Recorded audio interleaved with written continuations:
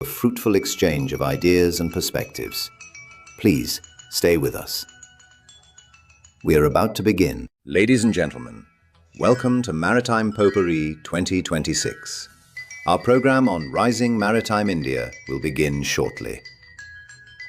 Today, maritime leaders come together for meaningful discussions on shipbuilding, port development, investment, and preparing seafarers for the future. We look forward to a fruitful exchange of ideas and perspectives. Please stay with us. We are about to begin. Ladies and gentlemen, welcome to Maritime Potpourri 2026. Our program on Rising Maritime India will begin shortly. Today, maritime leaders come together for meaningful discussions on shipbuilding, port development, investment, and preparing seafarers for the future. We look forward to a fruitful exchange of ideas and perspectives. Please stay with us. We are about to begin. Ladies and gentlemen, welcome to Maritime Potpourri 2026. Our program on Rising Maritime India will begin shortly. Today, maritime leaders come together for meaningful discussions on shipbuilding, port development, investment, and preparing seafarers for the future. We look forward to a fruitful exchange of ideas and perspectives. Please stay with us. We are about to begin. Ladies and gentlemen, welcome to Maritime Potpourri 2026. Our program on Rising Maritime India will begin shortly. Today, maritime leaders come together for meaningful discussions on shipbuilding, port development, investment, and preparing seafarers for the future. We look forward to a fruitful exchange of ideas and perspectives. Please stay with us. We are about to begin. Ladies and gentlemen, welcome to Maritime Potpourri 2026. Our program on Rising Maritime India will begin shortly. Today, maritime leaders come together for meaningful discussions on shipbuilding, port development, investment, and preparing seafarers for the future. We look forward to a fruitful exchange of ideas and perspectives. Please stay with us. We are about to begin. Ladies and gentlemen, welcome to Maritime Potpourri 2026. Our program on Rising Maritime India will begin shortly. Today, maritime leaders come together for meaningful discussions on shipbuilding, port development,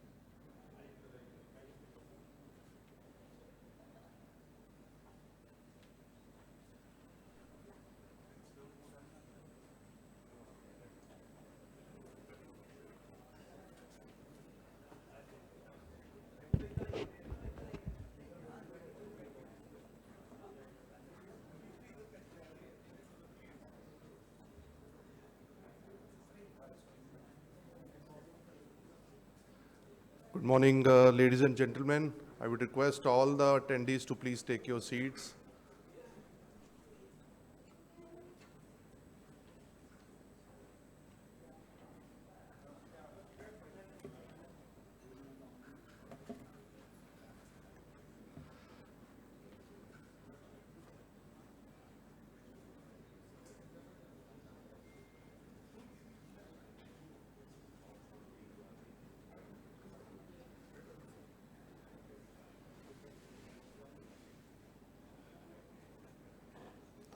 Right. Uh, it gives me immense pleasure and honor to welcome each one of you to this prestigious gathering, Maritime Potpourri 2026, organized by CMMI. On behalf of CMMI, I warmly welcome our esteemed chief guest, all the dignitaries, speakers, and valued participants for today's seminar, whose theme is Rising Maritime India, Unlocking Growth and Emerging Opportunities. As we witness India's growing maritime momentum, today's seminar brings together the distinguished leaders, industry experts, and maritime professionals to share the insights and exchange the ideas and present the vision which the shipping of maritime India is, building up for the course of industry. There are a couple of announcements before we really start the proceedings. All the attendees for this seminar will be issued with a certificate of attendance. So the attendees physically present here, please ensure that your registration form is been filled properly with the name and email ID. And all the attendees which are joining from Zoom link are requested to drop their name and email ID in the chat box so that the office can send the digital copies of the certificates. We are thankful for your being participants. Also to add, each speaker session will be followed by a Q&A. So I request to have patience till the time the Q&A floor is being opened. Also to add up, this event is covered up on YouTube, courtesy from Sailor team. So you can relay the recordings are going and the live YouTube will be there.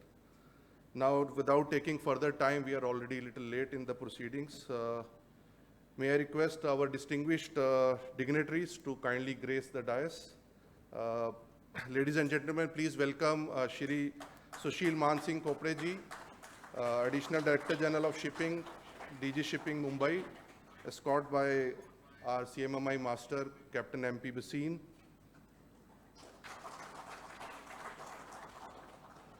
Also, I would request Captain Pankaj Kumar, General Secretary, CMMI, along with Chandresh, Captain Chandresh, Treasurer, CMMI.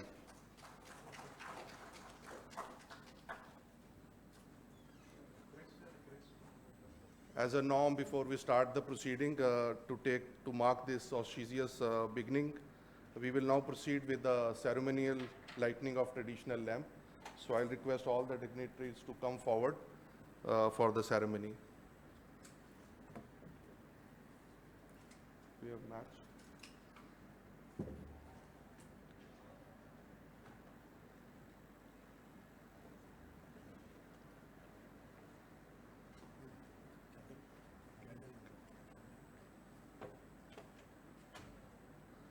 Captain Pradhan.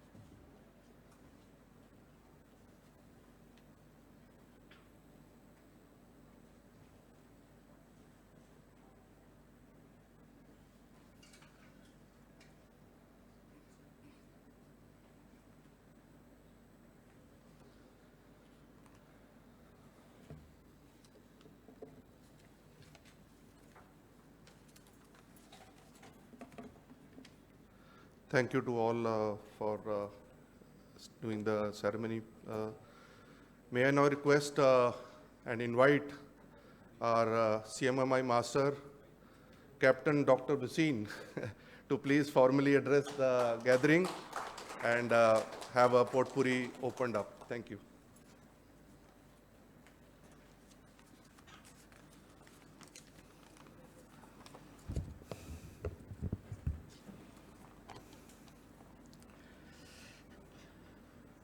Our Honorable Distinguished Chief Guest, Additional Director General of Shipping, Sri Sushil Kobde sir, my fellow wardens, office bearers, CMI members, respected dignitaries, distinguished speakers, members of the maritime fraternity, ladies and gentlemen, a very good morning to all of you. It's my great privilege on behalf of the Company of Master Mariners of India to address this seminar, namely CMMI Potpourri, on the latest developments in the maritime sectors and the need of the future. India's maritime sector is at the threshold of a transformative era. As a nation blessed with a strategic location along some of the world's busiest sea routes, we have recognized that the maritime industry will be one of the key drivers of the economic growth and our vision of becoming a global economic powerhouse. The Government of India, Maritime India Vision 2030, has laid out a bold and comprehensive roadmap to modernize our ports, strengthen logistics, promote coastal shipping, and inland waterways.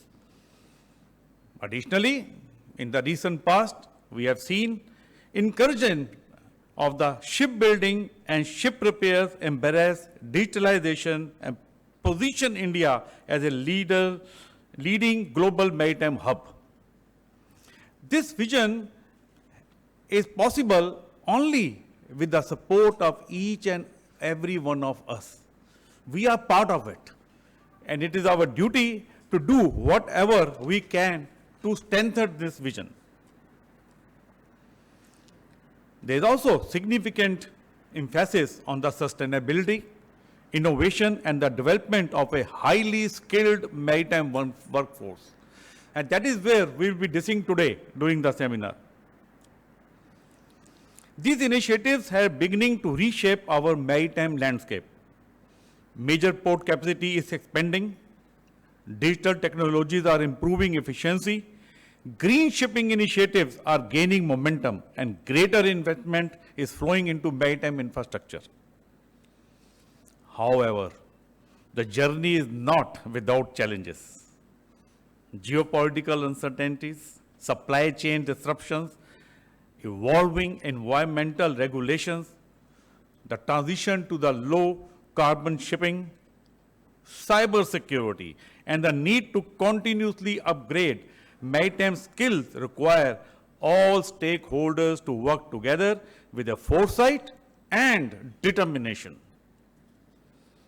As Master Mariner or a maritime fraternity member, we understand that the progress is built on safety, competency, professionalism, leadership. The Company of Master Mariners of India has always been committed to promoting these values, while supporting the growth of India's maritime ecosystem through knowledge sharing, professional development, and constructive dialogue. That is where we are having this CMI Potpourri 2026.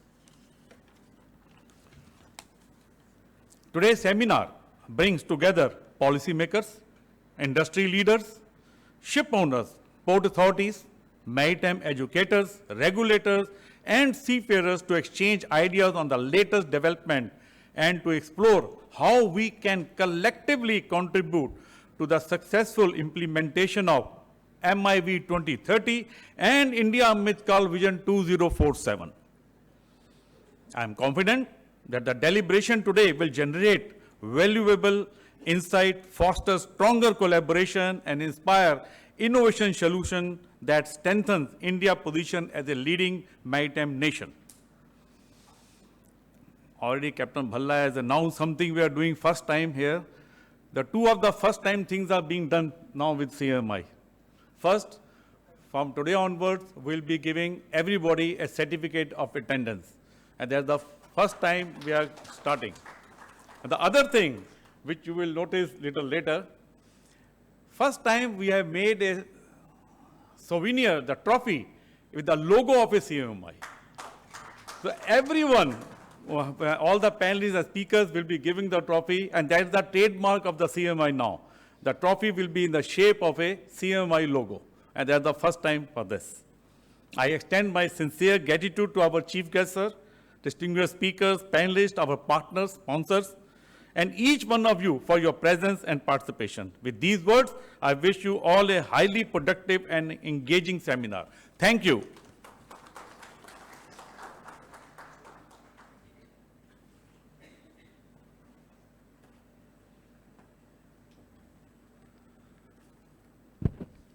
Thank you very much, sir.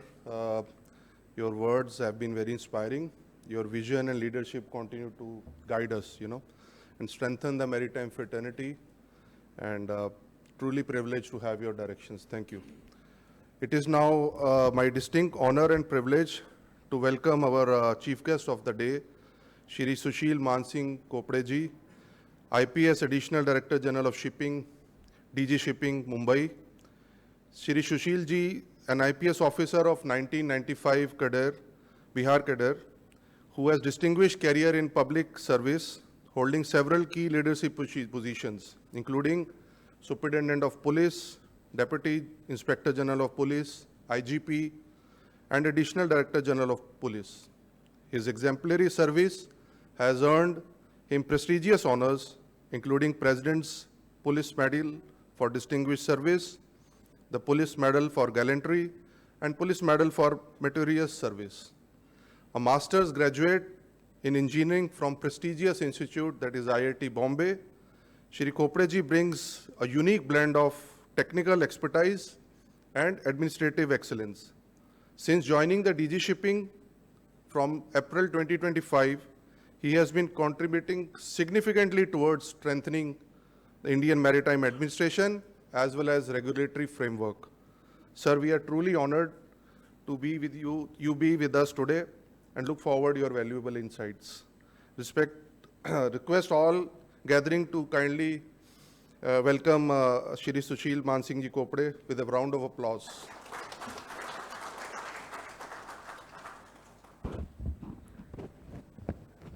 Thank you. The dignitaries on dais today, Captain Bhasin, and all the captains present here. I am feeling elated to be in the meeting of all the captains here. Most of them are captains, some of them are the intellectuals which are connected with shipping industry. So in fact, maybe the number of people are less here, but the intellectual level is slightly higher. That's why I thought of bringing a PPT here. Generally, I don't take PPT, the presentations with me. I just talk extempore, but I thought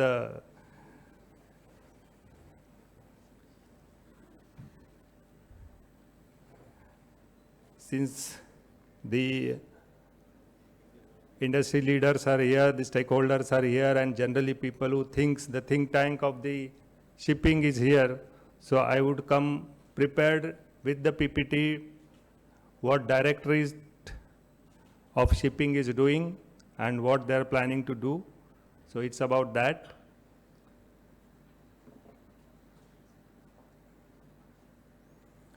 Basically, as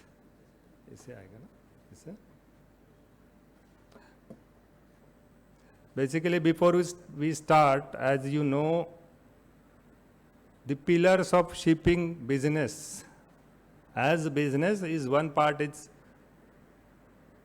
shipping includes ships and cargo, the trade of cargo, and the other part is seafarers.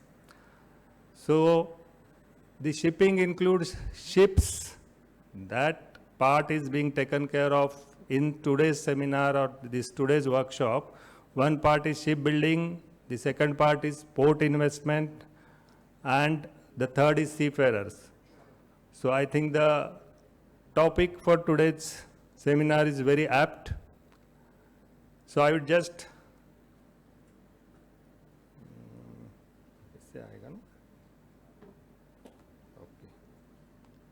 So as you know, as everybody know, this India GDP today and what we are aspiring to do, and the total volume of trade by shipping is around 90%, and that's the only way India is looking forward to growth of GDP, to achieve the growth of GDP. That's one of the ways out. Most of the industry, they are doing it, but last couple of years, as you have seen, the focus of government of India is more on shipping. That's why so many schemes have come up, new act, they are enacted, the legal framework is being strengthened so that we can attract more business and the business inside should be growing.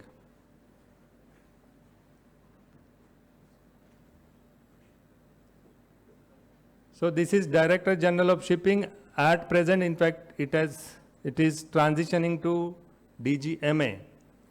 In fact, when I joined, it was DGS, and that time, what I read about DGS just while I was joining, that it is doing just a registration, certification, and surveying. That was the main part of it, and apart from seafarers training, etc. But now it is manifold. It includes shipbuilding also, the various schemes which are coming up, ship recycling also, and the shipping lines to monitor. So the scope of work is increasing manifold now for DGS, or the coming up which is DGMA we call it.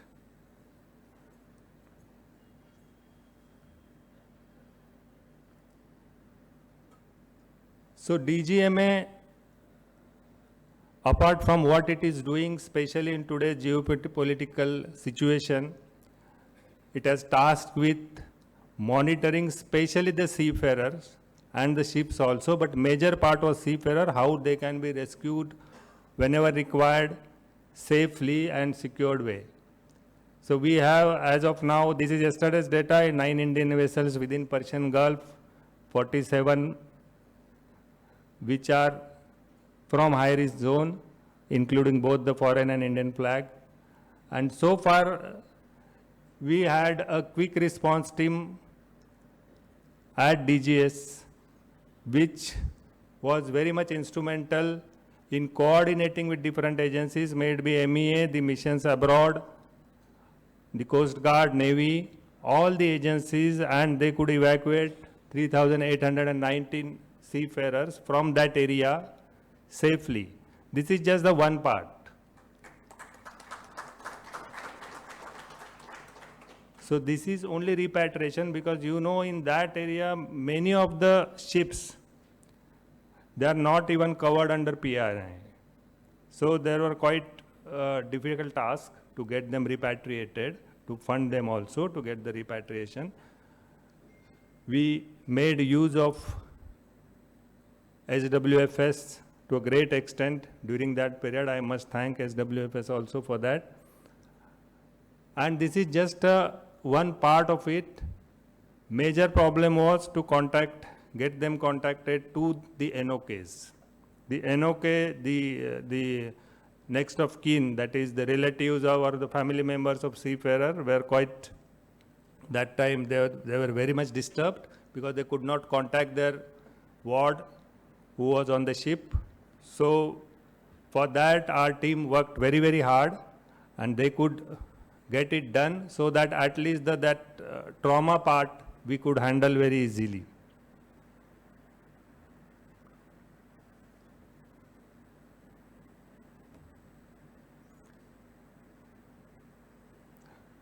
Now the next part is shipbuilding in India, which is a topic for today's discussions which are going to be happening here just now.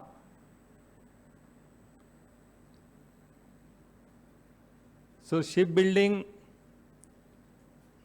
Government of India has a ambitious program for shipbuilding. In fact, in MAKV 2047, they want to be in top countries as far as shipbuilding is going. As of now, we are nowhere, as everybody of you know.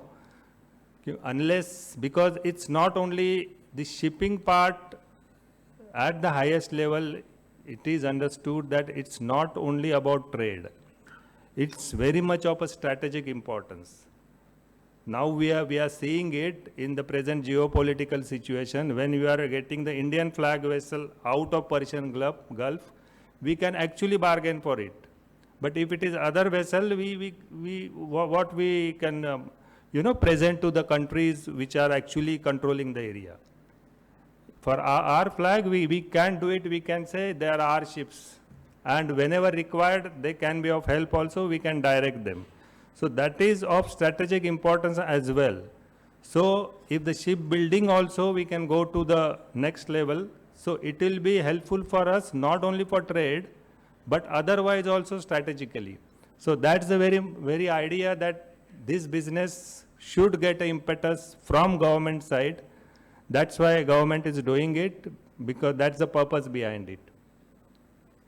So you can see as per MAKV, we are trying to achieve the targets of, top 5 in the global ranking. Right now, everybody knows Korea, China, they are at the top, and Japan, they are top 3, and others are far below, almost nowhere. So we are also less than 1% probably. So we are trying to, that's just 0.6 million GT. It's not much you can say, but it is very difficult also. So Government of India has come up with various schemes for that. So there are the 4 key pillars, how government is looking at it. So one way is to subsidize, or we call it, in fact not subsidize exactly, it's a financial assistance for the shipbuilding. The other part wherein the shipbreaking credit note you must be seeing, basically when there is a recycling of a ship, if somebody recycle, because they have connected both the things. Because right now in BIMCO's report, you might have seen India is number 1 in ship recycling. But till now it was number 2, but the latest BIMCO report is showing us at number 1.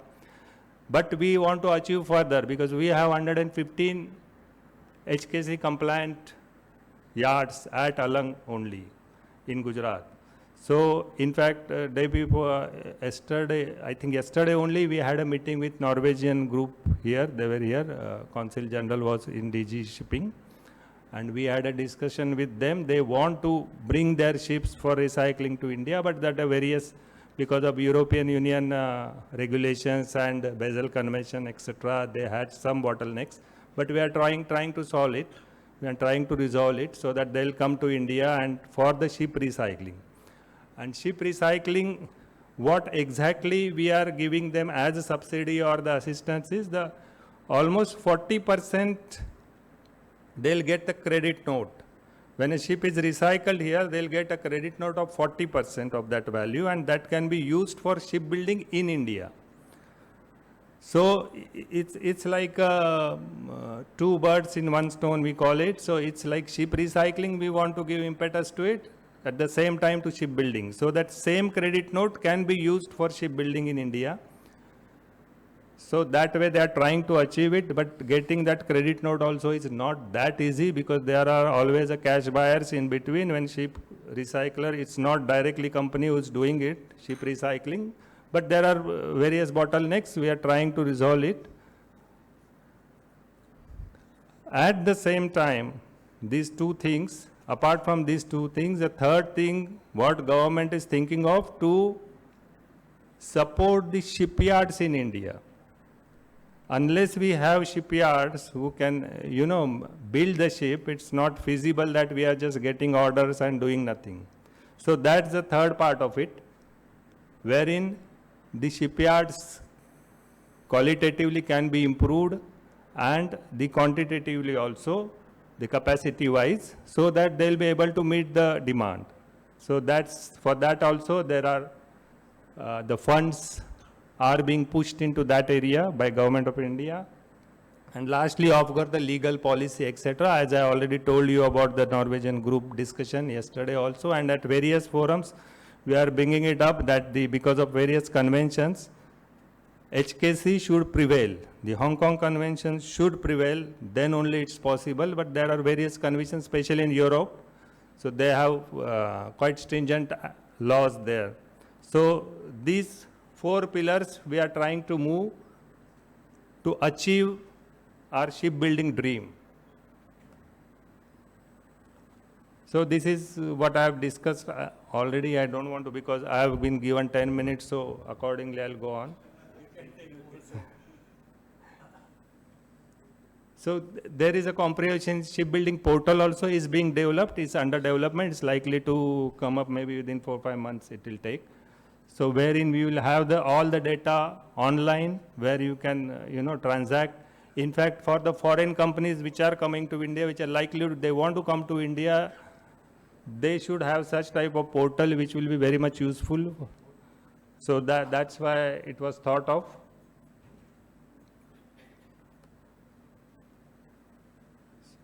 So apart from shipbuilding, as I said, cargo is also very, very important. When the ships are we can build ships, but which ships are coming to India with cargo or going from here, the EXIM. For that, port development is equally important.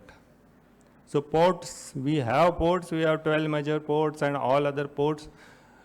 You must be knowing it more, but the idea is there should be ease of business which needs to be improved at the port level so that the cargo coming to India, the volume will increase. That's one thought of it. So to increase the ease of doing business, one way is to digitize all the submissions of reports and all the verifications, etc., whatever reports are required. One way of it to digitize it fully with minimum human interface. So for that, this MSW, in fact, 2.0 is coming up, wherein the pre-arrival notification also will be online. It will come to the various authorities and whatever forms they are submitting as per file.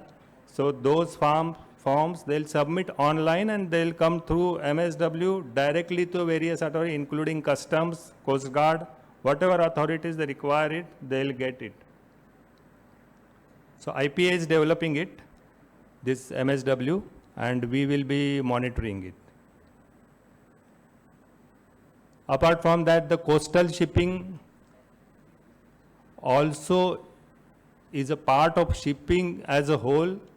Coastal is one part. The coastal cargo promotion scheme is in the making. I'll not go into details of that, but you can see the coastal cargo is increasing, but the growth is not what we are expecting. It should be more than that. There is a growth, of course, but in India itself, there is so much of we can consume. We have the population of 140 crores and so much we can consume inside, and we are manufacturing also. So India is almost manufacturing many things and they are consuming also. So coastal trade can be increased. It's possible because there is, in fact, they compete with the train and maybe road. Basically, they are competing with the rail and road. So basically, if they are given certain facilities, coastal trade can be increased. For that, the new scheme is coming up, that is Coastal Cargo Promotion Scheme. These are licensing reforms. One part is licensing reforms for we have Mr. Nebu is here. So he will be talking about it during his speech or during the discussions. So this is the scheme which is coming up. We have various things, target model share increase from 6 to 12%. We want to increase it to 12% by 2047. This is what we are doing, coastal state workshops. Last month we had it in Goa, and recently we had it in another place. All the coastal states, we are going to have workshops for coastal cargo promotion, wherein state boards, The state maritime boards are also involved. So there will be collaboration between state and center there, and with both of them jointly they will hold these workshops so that joint efforts will be made towards this. And lastly, the seafarer part. In fact, seafarer part is again very, very important part in that. In fact, you might have seen as per BIMCO report, it's 3.2 lakhs seafarers we have, 1.4 officers and 1.7 lakhs of ratings, wherein they have shown the officers, the demand is more than supply. There is a gap of almost 30 to 40,000 officers in that, as per the report. In ratings of course, the supply is more, demand is less, but in officers, there is a gap of almost around 30 point something, 39,000 or something. So it's around, there is a gap. That means we need to increase the number of officers. There is a lot of demand for officers, Indian officers.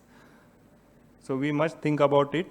All the masters are here, which forms the backbone of think tank of DGMA now. So we need some inputs on that, how to increase it.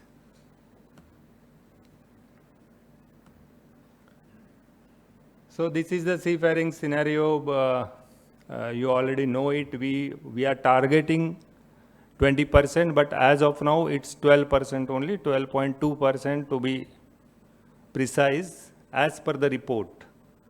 But the report, BIMCO, I don't know, it's basically BIMCO reports made on the what countries are, submitting to them. Like Indian data went there from India. Philippines data came from Philippines. So it's authentic, but we should see the actual numbers as well, rather than the percentage.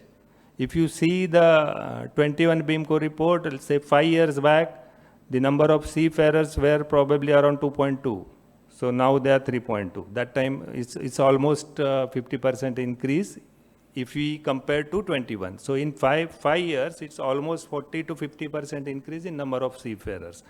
Even if we say the share of seafarers is almost same, 12% that time, 12% this time also. But maybe worldwide they have increased, or what has happened, I don't know. But the number of seafarers, they have increased.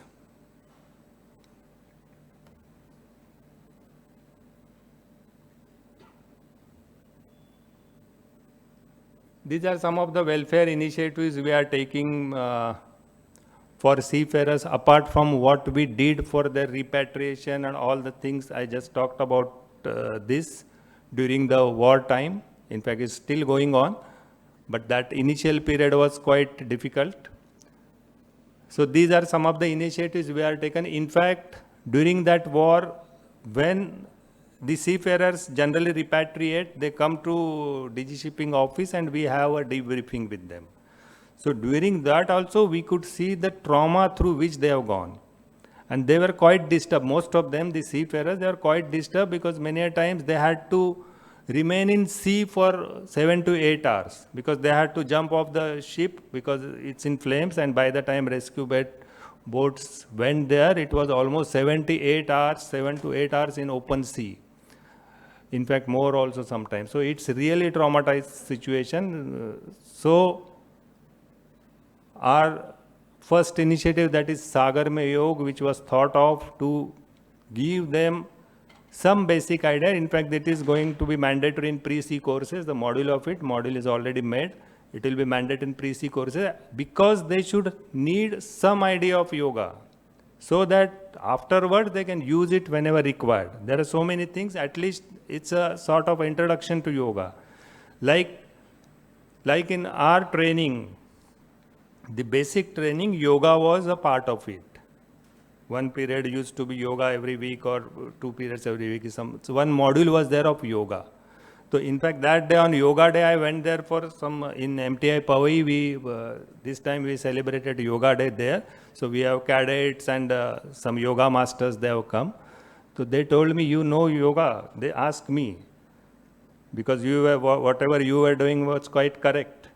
So then I said, because I am not doing yoga, but I have learned it during my basic training. So it's like a learning cycle. Or bicycle, when you learn, once you learn it, you learn it. So you remember it throughout your life, even if you don't, continue it. So it's that. So that's the very idea that they are being given, because many of people, they say, what is the use? Why you are giving yoga for them? What is his only idea is give them some introduction. They should know the basics of yoga, so they'll remember it. And whenever it is required, it can be very much useful. Today, if you see the cases of depression, anxiety, or the even panic attacks, so they are rising to very high level.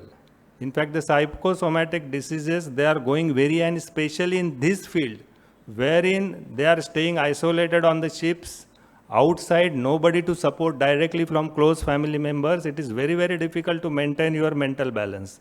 So that's why this is introduced. The second part is Sagar Mein Samman, that everybody knows. We have less than 0.5% of women in our workforce. Now it has gone more than 2%.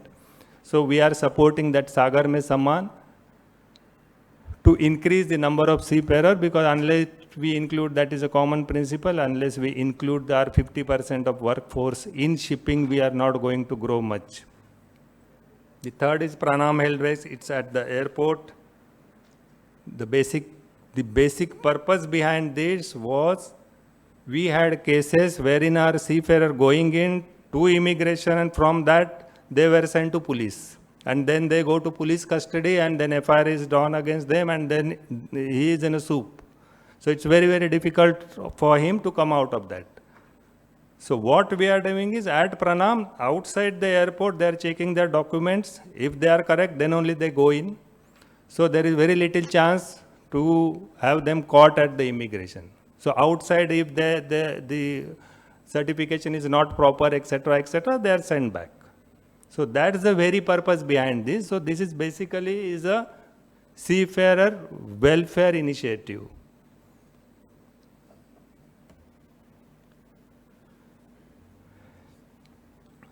In this also, we are going ahead with 4 e-Navik modules which are coming up. In fact, the 24/7 grievance redressal module is already, beta version is launched. It's open to all.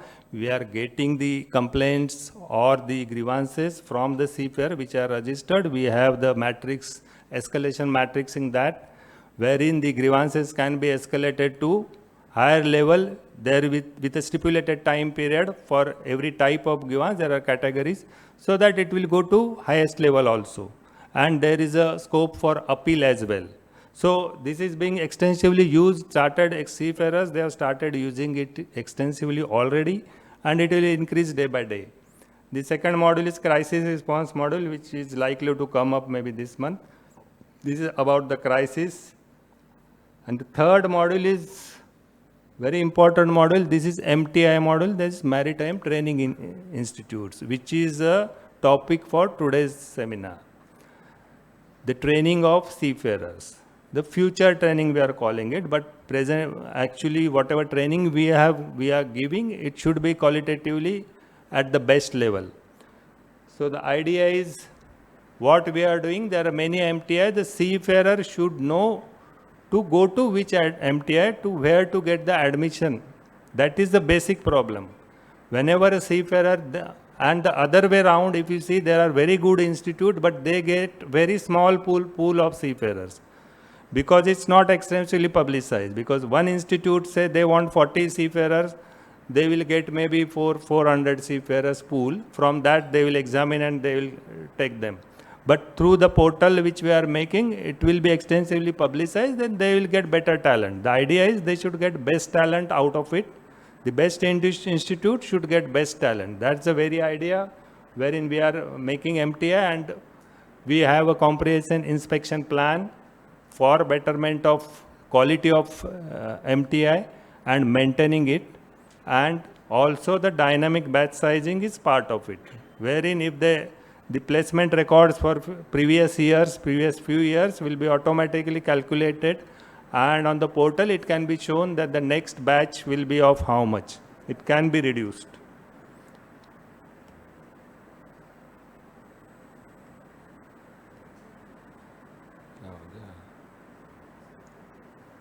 So these are the various initiatives in training. We are taking exam reforms As you know, it's happening, it's likely to take off within a month probably. That is again a very, very important part of seafarer's life. Exams and getting COCs is again it's almost a top priority in any career of seafarer. So exam reforms, we are making it so that it will be totally neutral. Earlier only DGS was taking exam, they were correcting it and they were, declaring the results. Now we have CDAC in, we tried for NTA, but maybe due to some reason they may not come in. So we are trying to have it a neutral, a separate cell there, wherein a question bank will be automatically generated. So there is no human interface involved from DGS at least. So somebody will be outside, they will be making and they will be automatically put in. So that's the very idea, the neutrality of the exam should be maintained and the quality should be improved. For that, we are going with this exam reforms. Apart from that, you can just go through there. Most of you must be knowing these things, the various initiatives we are taking to improve the training. I won't take much of your time. In fact, that's almost should be the last slide, the training part of it. Maybe during the day, during discussions, many more topics will come up and you will discuss on it, and I hope the inferences drawn from the discussion should be properly reported and they will be used for furthering our cause of improving all these sectors. Thank you.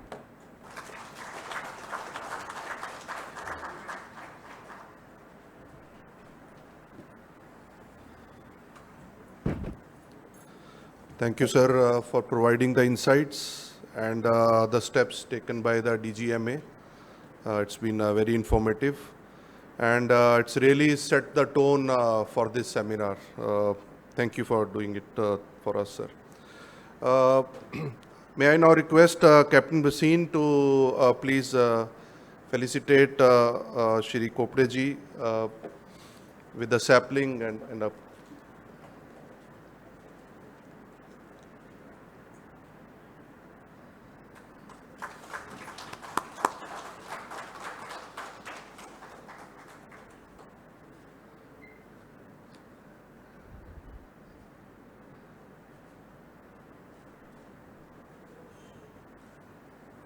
a memento, please.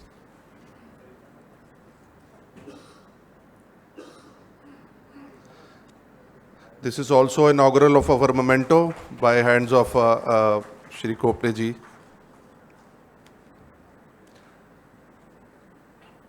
Just to add here, the memento has been designed and thought by Captain Pradhan, who brought it in the team. Thank you, sir.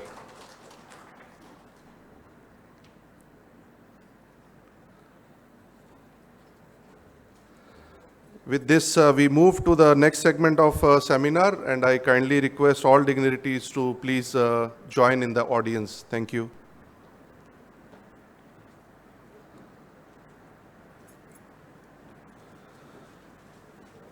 Now I will call upon Captain Kaustubh Pradhan, my colleague and seminar committee member, to kindly take us all through the remaining sessions ahead. Over to you, Captain Pradhan.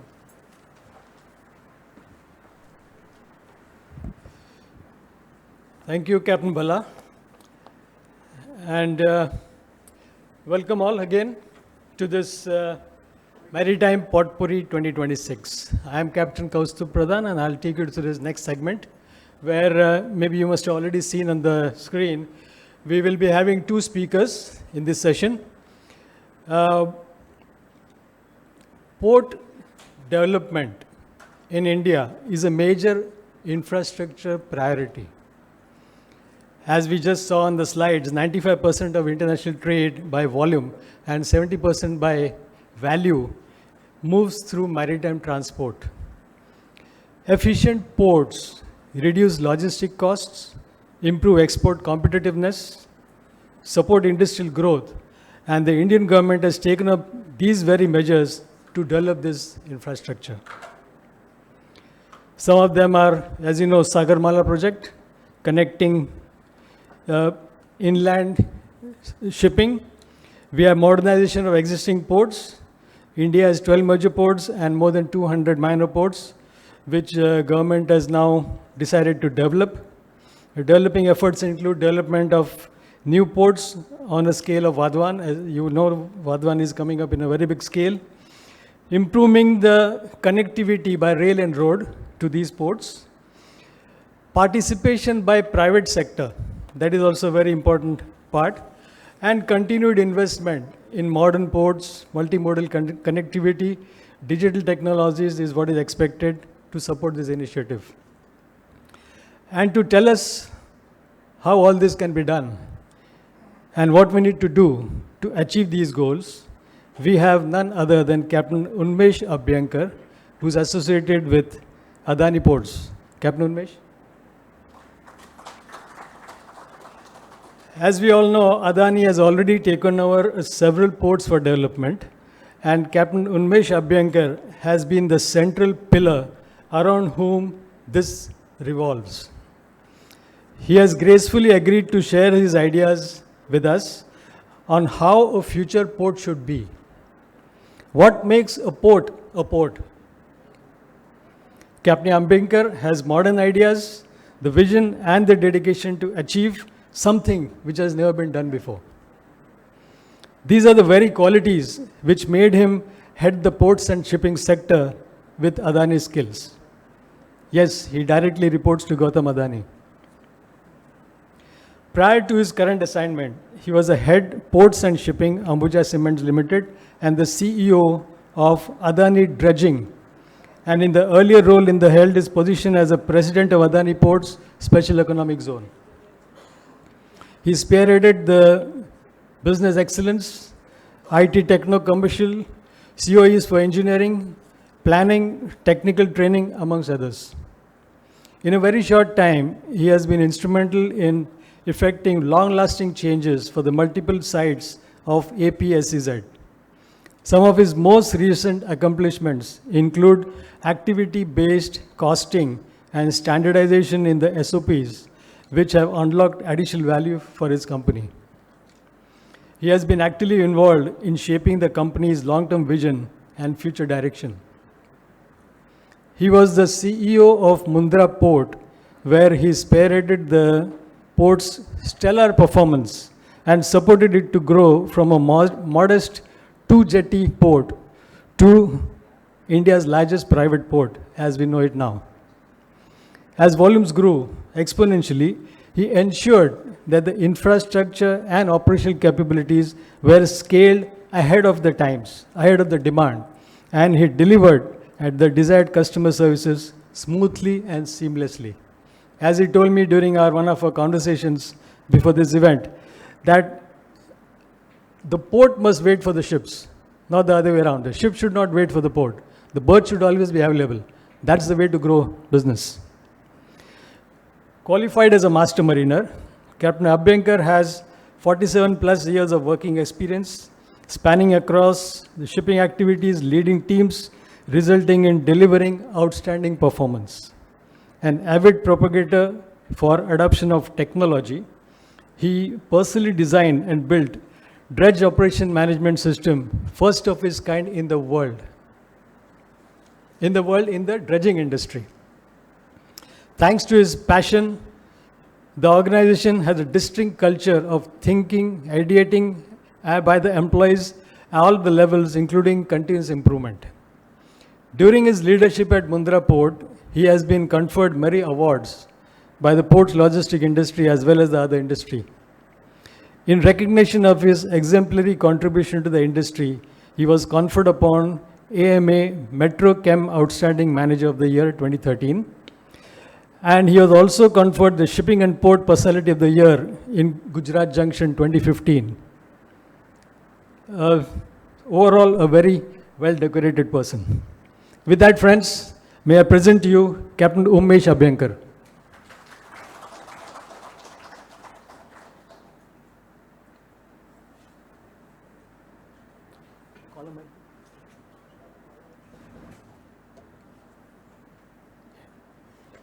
I can speak from here. No, it's okay. I can. Okay, right. So, PPT.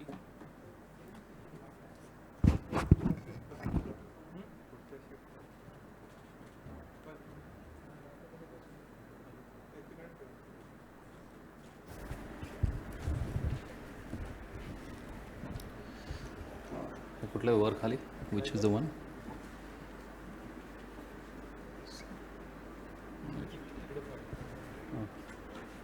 Okay. Okay, right. Good morning, everybody, and thank you very much for inviting me. 2-3 things I would like to start with. I think the Indian ports category has always been defined by major ports, major ports, major ports. Let me add something. The non-major ports, we were called the minor ports first. The small boy has really grown, he's graduated. And the non-major ports, as we are called the minor ports, they've grown bigger than the larger major ports. If you exclude the coastal volume, which is practically the coal volume and petroleum volume, I think the non-major ports or private ports command some 52% of the overall Indian volume, EXIM trade. So that should look at and how the ports have actually grown. One thing, ports have a symbiotic relationship with the ships. You can only have the ships and no ports, useless. You can have the ports and no ships, the other way around. What you rightly said, sir, ports to survive, they require cargo. And we have many examples of successful ports and not so successful ports. So if you have cargo, you can have a port, and if you have a good port, you can actually make it run. Let me give you a little background on how the ports moved. So we are looking at major ports, then we are looking at non-major ports which were governed by the state governments. Under that, what the governance was there, and how the earlier regime of TAMP, I'm not too sure how many ports people are there, but how TAMP was actually inefficient, and we did not benefit the stakeholder for efficiency. In fact, we penalized it. So I'm not sure how many people are aware of TAMP. Just to give you a small example, suppose your investment was say 100 rupees. As per the rule, you are allowed a 16% ROCE. That's for your capital employed, you can earn 16 rupees. You became very efficient, and instead of 16 rupees, you actually earned 32 rupees. That was not allowed under TAMP. You had to either reduce your tariff or stop handling the higher cargo with efficiency. It was eventually abolished, luckily, so efficiency has started paying off, but that continued for a long time. Luckily, the private sector ports were not burdened with this. They were told that whatever money you are making, you share it with the government. That's how they have actually succeeded. So the inefficiency was taken off from TAMP and then brought out. Now it's a proper revenue share. So how much money you are making or how much money you are actually ready to go with contributing to the government. It's an open tendering system. The best person wins. Oh, sorry, I have to point it here. See, the acts governing the ports, practically the Indian Ports Act, Major Ports Act, and the Marine Aids to Navigation Act. These are the primary acts which are governing the ports. I'm not talking the Shipping Acts, Merchant Shipping Act, I think all our masters practically, all of us know. But these are the acts which govern the ports. There is a lacuna in the way the private ports are structured. So people who have gone in, they are told to sign a COE or something, but there is a legal clause over there. I think Captain Kapoor will be more than aware of that.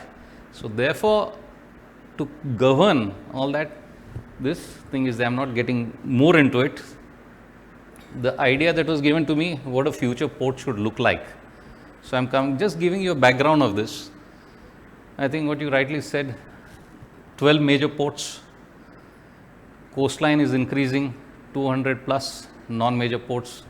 Non-major ports, you have the private sector. Even in the major ports, whether you have the PPP model, they have been hived off over there, which has been a very successful model. And I think all of us have seen the way the bidding has gone and way the people have bid for the revenue share. It makes a lot of money for the major ports also, so which is a good thing.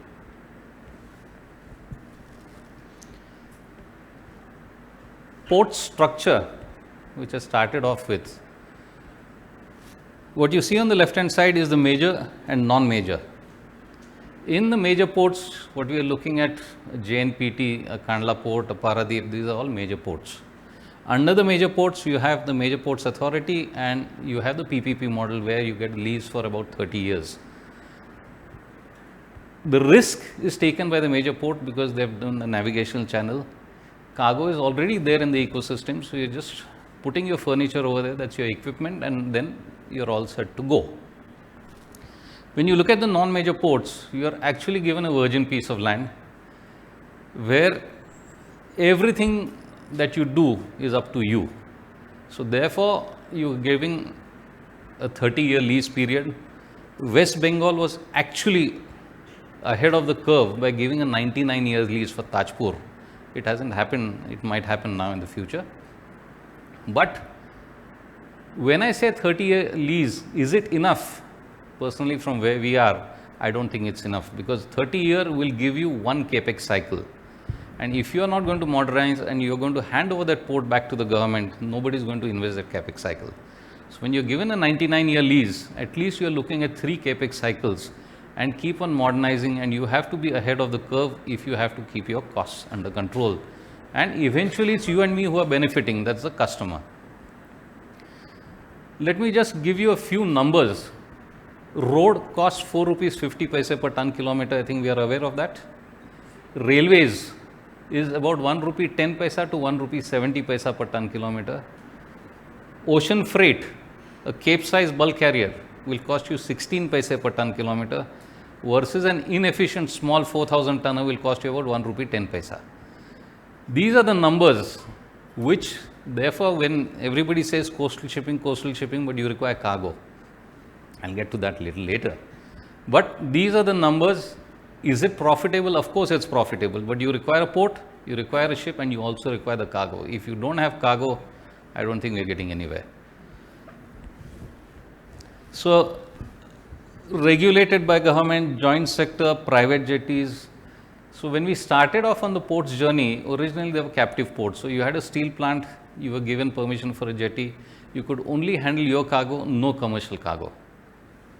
Then the non-major ports which were there, they were actually handling their own cargo, but if you look at the volumes, the 1 million, 2 million, those volumes were big at one point in time in India. But now after Mundra port came, we are looking at 200 million, which is the largest port in the country. And that's the way the scale is going. And if we are to go ahead with that, unless you get the ports of the future, we are going to stay where we are, but that is happening now. So there we are at least on firm ground.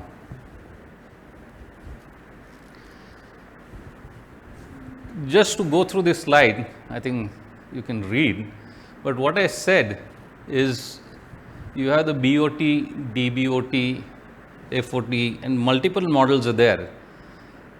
Latest in this is how much money are you ready to share with the government if you are given a 30-year lease or a 60-year or 90-year. Keeps on escalating. When you are developing a private port, the land is given as virgin land. The maritime, that is the dredging part, breakwater, which is a very expensive affair, that also has to be developed by you. So, Vizhinjam port, I think everybody knows, which was supposed to have happened 22 years back, but Colombo happened before us. They were doing 7.5 million TEUs, I think Captain Basin will know. 2.5 million of the Indian volume was going over there, which would not have gone. And they have already taken a stake over there. But that filled up the fastest way to have done 1 million. Look at the cost of that port, 8,000 CR. That's where the VGF first came in. There was a small component before that in another port, but viability gap funding by the government. The breakwater was funded by the government, and even the port development, 40% out of the 20% by the state government, 20% by the central government, 60% was by the private proponent, which is Adani. That has happened, and that has opened the floodgates for transshipment. I think you can have a chat with Captain Bashin, he will tell you more than what I will tell you. But was it required? It was the need of the hour. Can I get the largest ships in over there? The answer is yes. And that is what the whole thing is about if you're looking at efficiency. And as Captain Pradhan said, what are the ports of future looking like? Let me take you through that. What does a port do? Since there are plenty of master mariners, I think navigation safety is first. Safe berths. You find that you berth on high water, and when it's low water, it's sitting on the ground. You put a note of protest, and the port guys will come and say, "Nahi, aisa kuch nahi hua hai." Then again, it just goes on and on. So this should be the second part. Cargo loading, unloading. What we used to discuss internally on a meeting, anything that moves doesn't make money. I don't know how many will agree with this. You look at an airline. Airline doesn't make money. Airports make money. Ships, Wasim sahab. Shipping companies, how many make money? If you have your own cargo, it's separate. Truck, bus, train. Train privatization also, I had the fortune of doing a 2-month study on that, but there's no money in that. But an asset makes a lot of money. In the sense, that is where the thing starts. So how efficiently can you move a ship? Every time a ship comes into port, it is losing money. Every time a ship is sailing, it is making money. With this in mind, what the future port should look like?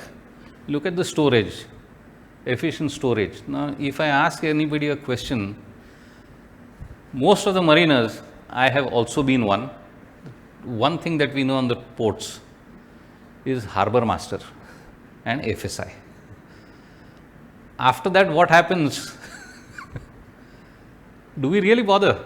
I don't think anyone bothers, because we have to go in, we have to go out. Inspection nahi hona chahiye, bahar jana chahiye. But the money in the port, 80 paisa out of every rupee is beyond the ship. 20 paisa is on the. So this is fact of life in a port. Cargo evacuation, repair and maintenance, dry dock. Dry dock doesn't make money. So that's why you'll see in India how many dry docks are there or repair facilities there that just don't make money. It's as a support service. And then you have the ancillary support, ship chandling and surveys and everything, so on and so forth. I'll give you a little story on this. When I joined Adani in 2005,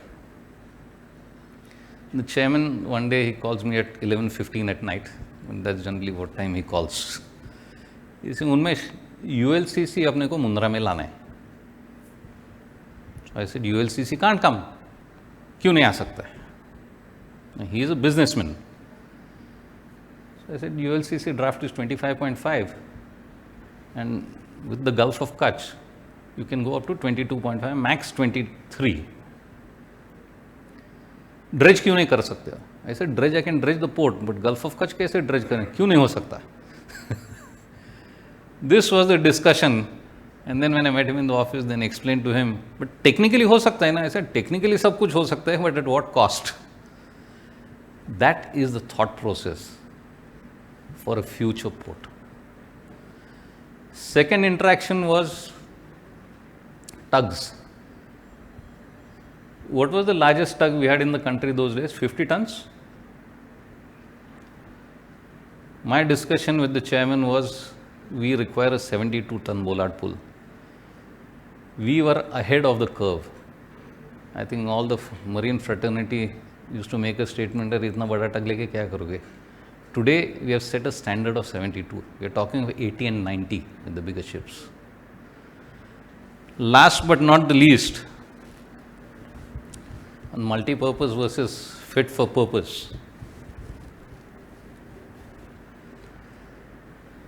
Was who should wait for whom? Anyone heard of the queuing theory? Good. Our telephones work on a queuing theory. The exchanges are only 50%. So that's why when there is a disaster or something, nobody can get a call through. As per the UNCTAD report or any queuing theory, where scheduling is possible, there 75 to 80% of occupancy is good. Where scheduling is not possible, there 65% is equal to 100%. When we're checking at the airline counter, business class में क्या होता है? You can walk in. Indigo, 30 minutes. Supermarket, petrol pump, railway station, everywhere the rule applies. So when I entered, I had a discussion with the chairman. 65% is 100%. How many of you speak Gujarati or understand Gujarati? Chairman says, Unmesh, sweat the asset. See, 65% na chale. 85% should be the number. So again, I discussed and argued with him. 65, he said 85. Cat and mouse game went on. Till one day, Mr. Digvijay Singh, MP, Chief Minister of Madhya Pradesh, he had come to the port. That time I was showing him, and that's what I used to do in Mundra. People who have visited. I felt proud. Ran him through everything, and we went on a car carrier. He remarked, looked outside. He said, Gautam bhai, आपके port में कोई waiting ships नहीं है? Prompt came the reply, हमारे यहाँ 65% के ऊपर berth occupancy जाती ना build assets. I said, at least I had won the battle. Rest is history. Today there are 15 ports, and we are trying to set the benchmark in terms of efficiency and productivity. What is an ideal port design? If I were to ask, if you look at any of the old ports, I'm not blaming the ports, but that's what they started off with. Evacuation bottlenecks, trucks are waiting, trains are waiting, ships are waiting at anchorage. Just giving you an example of a 24,500 TEU vessel. Assuming you're going to discharge 24,500 TEUs in a port, you're going to require 178 rakes to evacuate that cargo. And Mundra, being the largest port in the country with the largest rail capacity, has a capacity of 65 rakes in, 65 out. So you can imagine one berth would have exhausted. So therefore, evacuation is a necessity. Inverted funnel design. So the marine side is the smaller part, land evacuation is the larger part. And unless you do that, you will keep on having bottlenecks.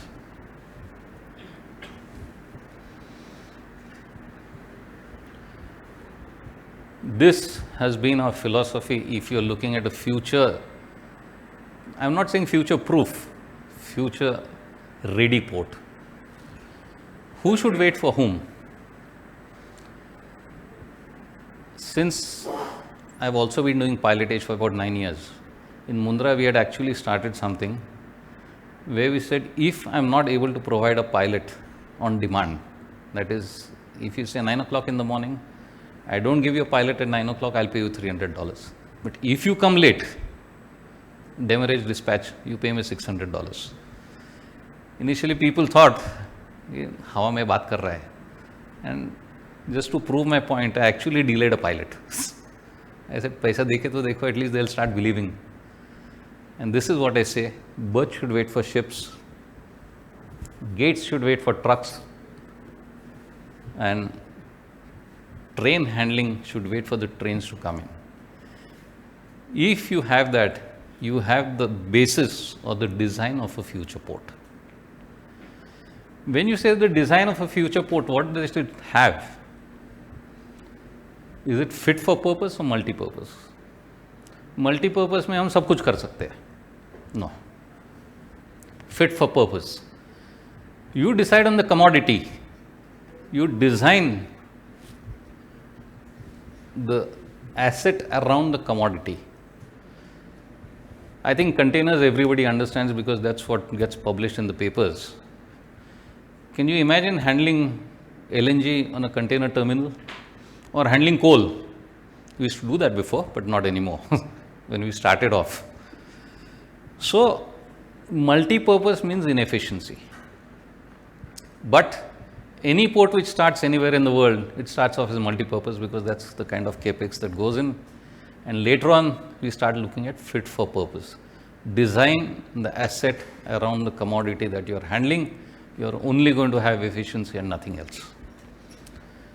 So with these three fundamentals, that is what we do to design our ports. All is good, but if we still have paper, not possible. So one more thing what we try to do in a ports, I said, any person who wants to sign a contract, don't have to visit the port. Digitally sab karo. It's like your safe deposit locker in the bank. Sona हाथ लगाना है तो port में आओ, नहीं तो port में मत आओ. आना है तो चाय कॉफी पीने आओ. But don't come for any transaction. Transaction, let it be seamless, online like internet banking. That is the philosophy. Right from declaration to your cargo going, that is the way forward. All mariners here, that's why I put this slide. How many have been to Mundra during sailing time? Oh, plenty. How come I never met any of you? South Basin is where the container, what you see the north part, that's a 2-kilometer key length. Now, on the southern side, that's this one, we have the CT5, and we are adding CT6, CT7, CT8, CT9. That is the kind of capacity we are adding.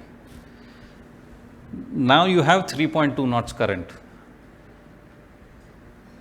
Again, giving you a little story, we did all our simulations in HRW because they have a computer model for our ports.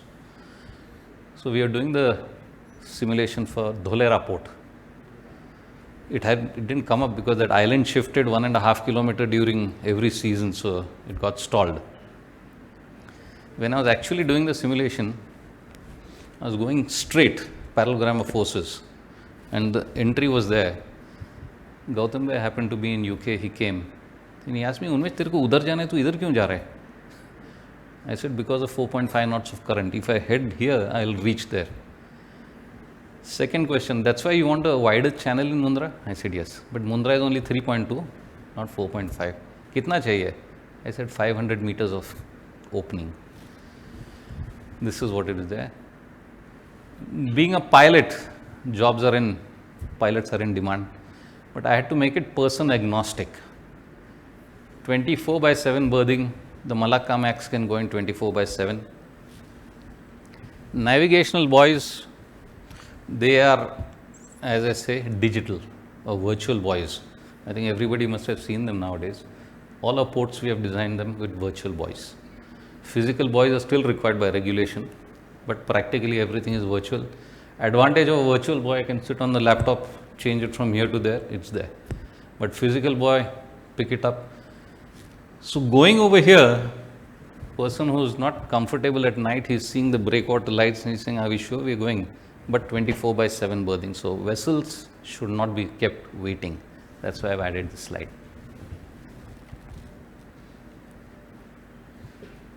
Ideal horizontal transportation. If you see ship, the way we identified, you have a marine, you have loading, unloading, horizontal transportation, storage and evacuation. This is the port story, that is throughput management. Ideally, if I unload something today, in the next hour, if I can remove it outside the port gate, I am the most efficient port. Is it possible? Yes. We have to design it accordingly.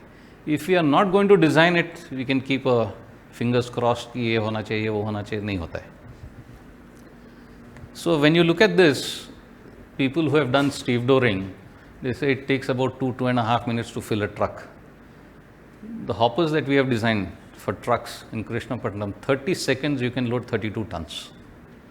That is the kind of evacuation efficiency we are building around to ensure nothing stops. If it doesn't stop, you can push a vessel out. From a maintenance perspective, it's bad because you're not getting time to overhaul anything. But from an efficiency perspective, we still are good. We do things fast, but all the heavy lift ships that come, after discharging, first they don't allow us to discharge at night, it says company policy, the rest hours, they follow it to the T. After completion of discharging, they go out at anchorage, 1.5 days they wait over there, He's saying, I have to complete my rest hours, and then they sail out. Because they don't get any time in port, so they actually follow it. A lot of companies have started doing it, a lot still don't do it. But that is the disadvantage of doing a very fast turnaround. Different types of storages, purpose-built storages. If you look at a steel coil, different storage required.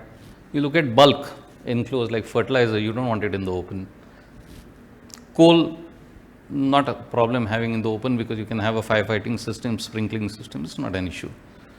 Tanks, type A, type B, type C, type D. People who have sailed on chemical tankers, same rules apply on this side. Fit for purpose storage is the need of the hour. Evacuation, road, rail, pipeline, conveyors. I wanted to also add air, and it actually happened. Chinook helicopters which came, they flew off by themselves. They came to Mundra as part of the defense. I think Indian government was buying them, put them in the airport, and they took off. That is the fifth mode of evacuation. Pipeline,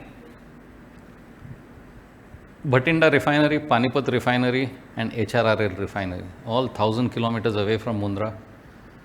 The entire crude stock which gets unloaded over there goes by pipeline. So, fast mode of evacuation. Can you imagine sending it by trucks or trains? Impossible. It has to be pipelines. Again, on the pipeline, we had the single point mooring, which is efficient. But we went ahead and built a VLCC jetty. 20% efficiency in terms of productivity. So Mundra is the first Indian port to have a VLCC berth, 22.5 meters directly alongside. That's what we inaugurated about 6 months back.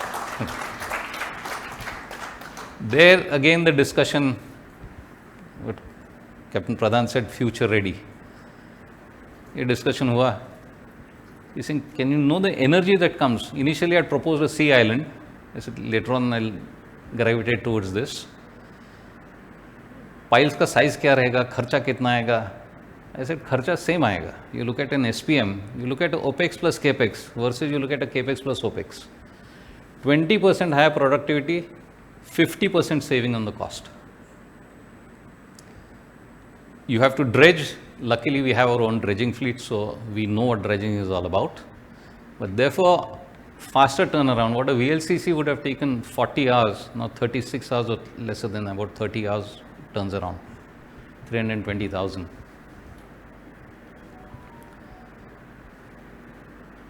Giving you some photographs. Left hand side, this is how coal is discharged in the country at a lot of places. What is your productivity? 15,000 tons per day.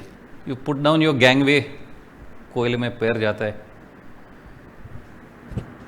West Basin, I don't know how many have visited West Basin, Mundra, with coal. But dedicated, you look at the berths, you look at the grab unloaders, you got the trestle and you got the storage. I remember one of my friend's ship had come and I'd gone to meet him on the ship. I didn't pilot it, but he said, Umesh, we are going to the coal berth, na? I said, yeah, this is the coal berth. He said, are you sure? I said, yeah, this is my port, so definitely I'm sure. Because he had come from another Indian port where they were just dumping on the jetty, then putting in the dumpers. And he says, I can't believe it. Clean, as soon as the vessel goes, fit for purpose. You look at the discharge, 15,000 tons per day, 4x. This is what actually I've given a lesser number. Now, every capesize has 3 container cranes, 3 grab unloaders. Because of the space, people don't evacuate. Otherwise, this discharge rate is about 100,000 tons per day. We have actually managed to discharge, we kept 2 bays open, 160,000 tons in 26 hours. That is the capacity, the crane's capacity has been designed, turn around fast, future ready.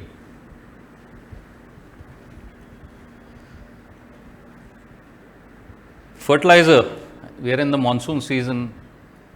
What are the kind of headlines do we get on fertilizers nowadays? Nothing. To remember 2000, pull out any paper, 2011, fertilizers not reaching the farmers, a big problem. thanks to the fertilizer cargo complex, we have actually made it an assembly line kind of thing, where you can get the ship in and take the cargo out. But the model is inefficient inherently because you have to have the bags at the customer's end, that is the farmer's end. So you're getting bulk, making it inefficient by putting it in the bag, further making it inefficient by putting it in the rake, taking the bags, unloading, and then slitting them open at the farmer's end, again bulk. Could this have been better? Of course. But I cannot send bulk fertilizer because there is no reception facilities. So what could we do best is what we did. We put up an automated bagging plant, a semi-automated as we can say. We have about 44 machines, and to send one rake load, which is about 2,400 to 3,000 depending on type of rakes, whether it's a BCN, BCN, HL, it would require some 4,000 people in the port. I know we require to give jobs to everybody, but if this is the need of the hour, this is exactly what we did. What you require is about 600 people. You can turn 10 rakes consistently day in and day out at 30,000 tons per day. So therefore, in the monsoon season, nobody sees that fertilizer is not reaching the customer. This, we actually set a benchmark. Most of the ports and most of the fertilizer companies used to come and see this and say, can we replicate it? I said, they're for the nation. It's not personal property of Adani or somebody, national property. This is an efficient design where you say you bring a 30,000 vessels, fertilizer is about 40,000, 45,000 average size. 1.5 दिन में vessel is out. That is how fast you can discharge and you can take it out, fit for purpose. Steel. India used to export about 2 million tons of steel pipes. These are for the offshore oil industry over there. You have the Jindal, Welspun, MAN, 3 big companies over there. 2006, when I joined, we must have had about 34 of those cranes. You see all these cranes now? कोई sling लगाएगा, 2 आदमी पकड़ेगा. And the kind of people, pipes were there everywhere. Now, how to design something which is fit for purpose, whether it is a coil, this side of the gantries are for coils, 50 tons. This is 20 tons, which is a smaller one. Here it's a one-man operation. One person goes, he's got a vacuum pad, he picks up the pipe, puts it on the trailer. Trailer has side holding bars like we have in the wooden carriers. It goes. The entire thing, it's not automated, semi-automated. Idea is every pipe has a barcode. पता नहीं लगता है. So it goes out through the scanner, somebody is scanning it, they know exactly. So nobody is doing a manual tally clock. Fit for purpose, multi-purpose. Car carrier. We get car carriers in JNPT. JNPT, the tide is about 3.5 meters. Mundra tide is about 6.5 meters. We used to have a blackout of about 10 hours because car carriers you get with 2, one is the side ramp and one is the back ramp. So how to ensure that 10 hours which we are wasting is not lost? So this is a floating pontoon. It's designed, it's not there. We are not the only ones. They're there at a lot of places. It moves up and down, it's tide neutral. So 24 hours we got that window. We had to sacrifice certain berth area, which we did. But now you have a 24/7 automobile loading platform available. Can you get the biggest of the ships in? The answer is yes. This is the same thing during daytime, what I showed you, coal terminal. 4 Capesize vessels can draft 18.2 design, depth is 20 meters. So even at low tide, you don't have a problem. Vizhinjam, incidentally, the depth is 20.8. The reason being, when the ship rolls, and these big ships, you will have a draft increase of about meter and a half because of the roll. And the approach channels are there. So as per PANG guidelines, they have a stipulation, and that is the safety margin that is incorporated. And with your experience, you can add more safety margins. So future design, if you see most of the ports which are coming into the country today, we are talking of 20.8 bulk carrier, so and so, VLCC. Now that we have set the ball rolling, you might see more VLCC berths coming in.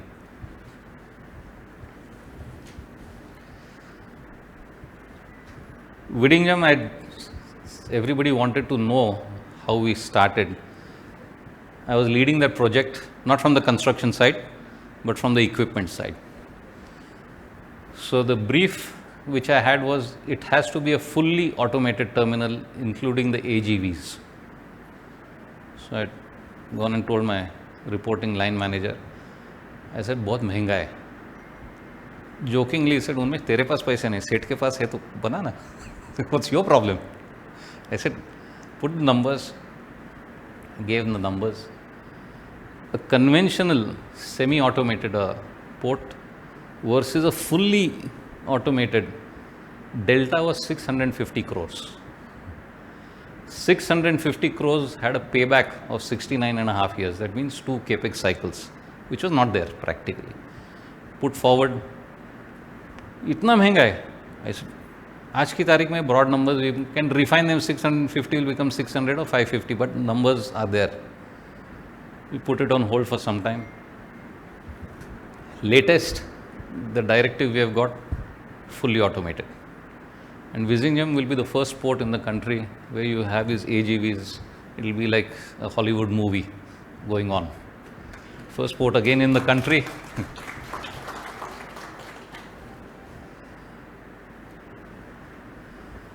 Future ready. See, port को success के लिए क्या चाहिए? You have to have the money to build the port. You also have to have the cargo. Then you have to have the lines coming in.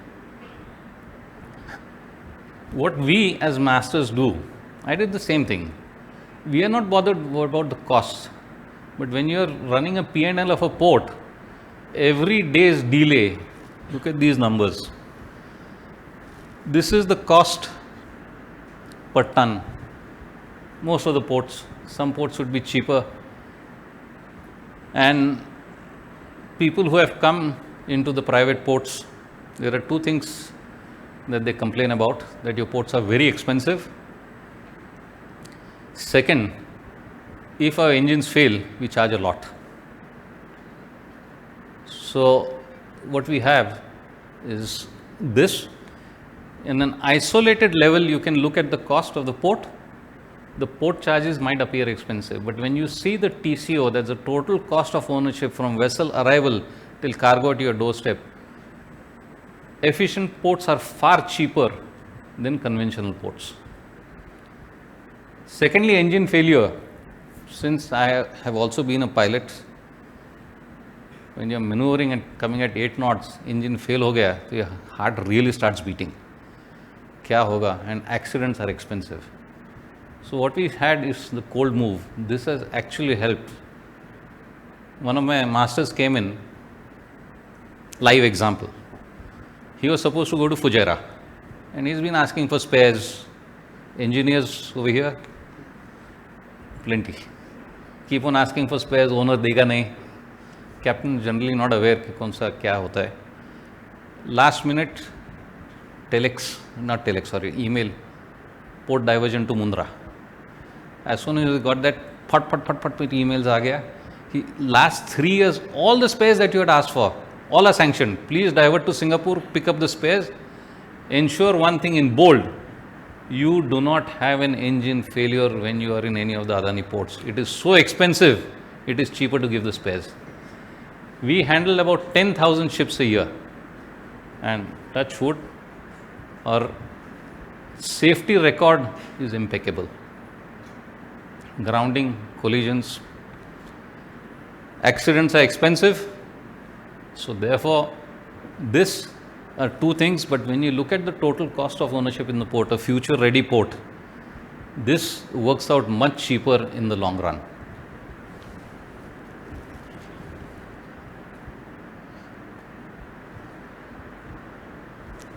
traffic handled non-major ports,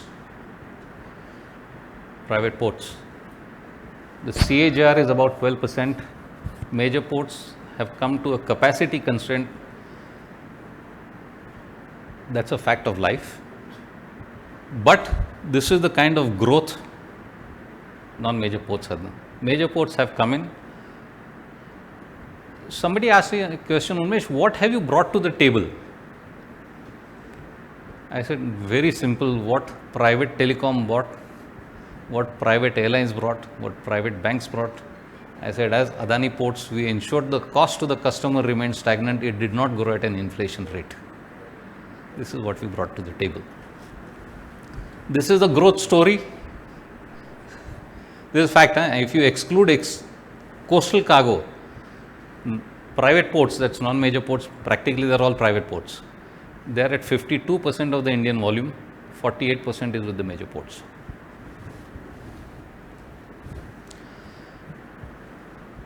Throwback in time, 1993, piling kar rahe the. The chairman was actually there. This is what it looked like.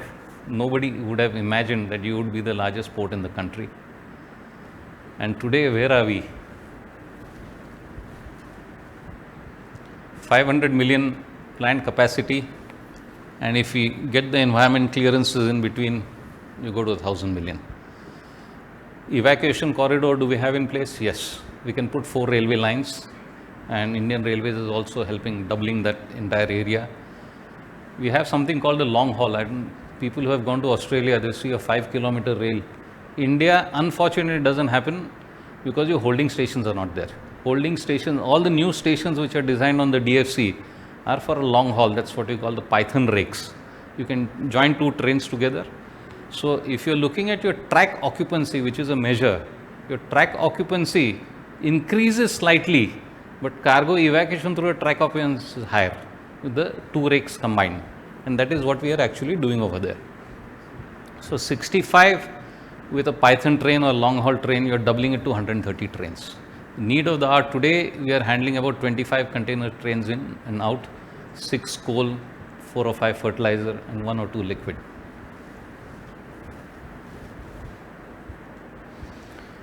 Thank you. So I hope I'm in time.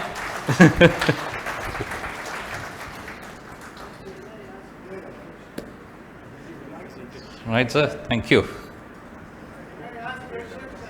Please, sir. Yeah. Since we are running behind schedule, sir, I would request you to wait for some time. Let's have the second speaker first. Then we'll have combined question answer session. That will save a few minutes. Sir. Sure. Thank you.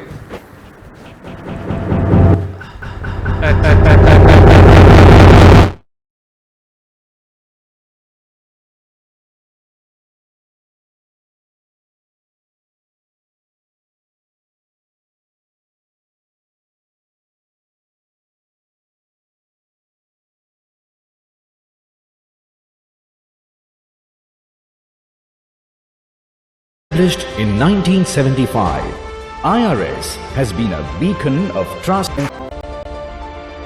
in a world where seas connect nations, commerce and people.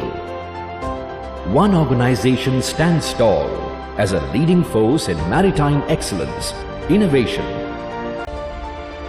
In a world where seas connect nations, commerce and people, one organization stands tall as a leading force in maritime excellence, innovation, sustainability and safety. For more than 5 decades, Indian Register of Shipping has been at the forefront of ensuring the highest standards in the maritime industry.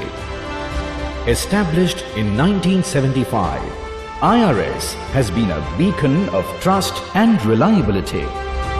Our state-of-the-art facilities and a team of experts work tirelessly to ensure your fleet adheres to the highest safety and environmental standards.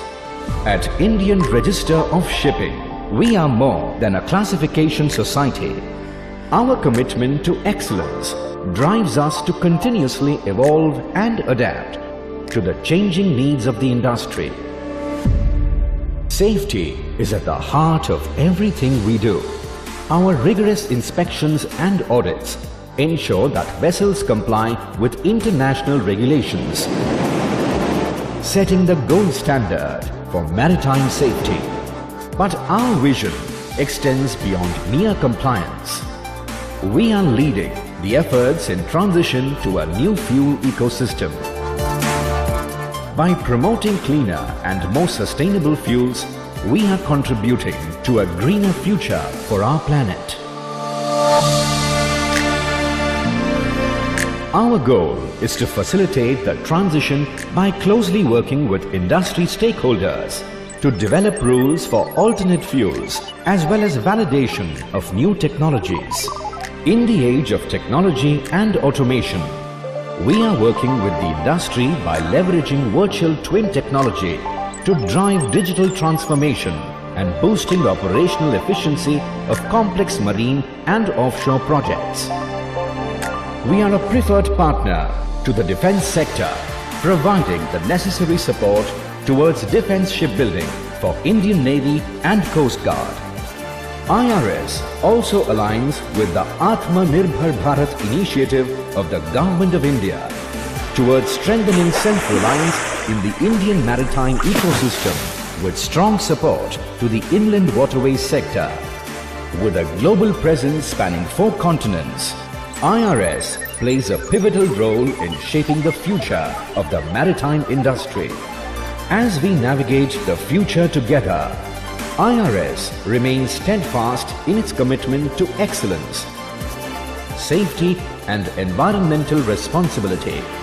Join us on this journey where every voyage is a testament to our dedication to making the seas safer for all. Indian Register of Shipping, setting the standard for maritime excellence.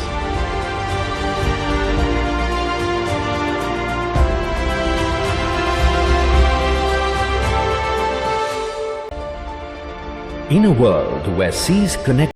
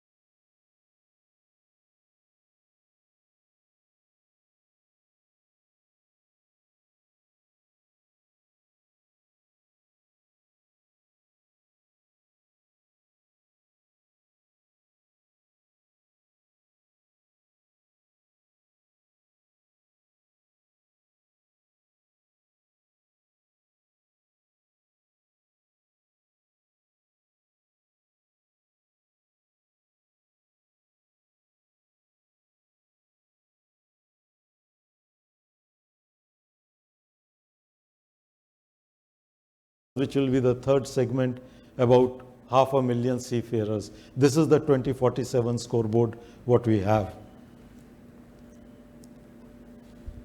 So what has happened is there has been a nearly 70,000 crores push from the government. And I think if I go step by step, financial assistance scheme 24,736, which is two parts. One is direct to the shipyards to make them competitive. On every order, they get between 15, 20, 25% on the cost of the ship, on the contract value, money back from the government. And this is primarily to make them compete with the Korea, China prices, and also the shipbuilding credit note, which comes in. I do know the first shipbuilding credit note has already been issued. I do know that few orders have already got in principle approval under this scheme. So both these schemes are today live and running and are actually working. So yes, works. Shipbuilding development scheme, two parts, greenfield, brownfield. Greenfield, I think we are all aware what's happening in Tuticorin. There would be a major push in Tamil Nadu. Maybe some more will happen. Brownfield, already in principle approvals have come to yards. I am aware of quite a few of them who have got in principle approval. So both these schemes are also running. So it's not a case that these are on paper. These have actually started rolling out. Maritime Development Fund, again, two components. One, the development fund, which is primarily for any project of maritime. There are guidelines. I think yesterday only there was a session going on in Mumbai to work on the modalities. The second is interest incentivization fund, which is for shipyards who get 3% reduction on interest on any facility they draw, both working capital and capital. And actually, I think yesterday the first rollout of the actual money started happening on these. So these are also happening. So actually, it's not been announcements. Each one of these three segments, the fourth one is of course the paperwork behind, is actually rolling out today as we speak. And all I can compare it to is that Korea also went from 5% to 35% with sort of a government push. If this is the government push which is happening and it is translating into reality, I don't see a reason why it will not happen in India, except for few pointers which I will have. In 2026, what happened is we got the first chemical tanker order in India, 18,000 deadweight chemical tankers for a Norwegian owner, Stenerson. February, Royal Navy of Oman has picked up a partly built vessel at Swan.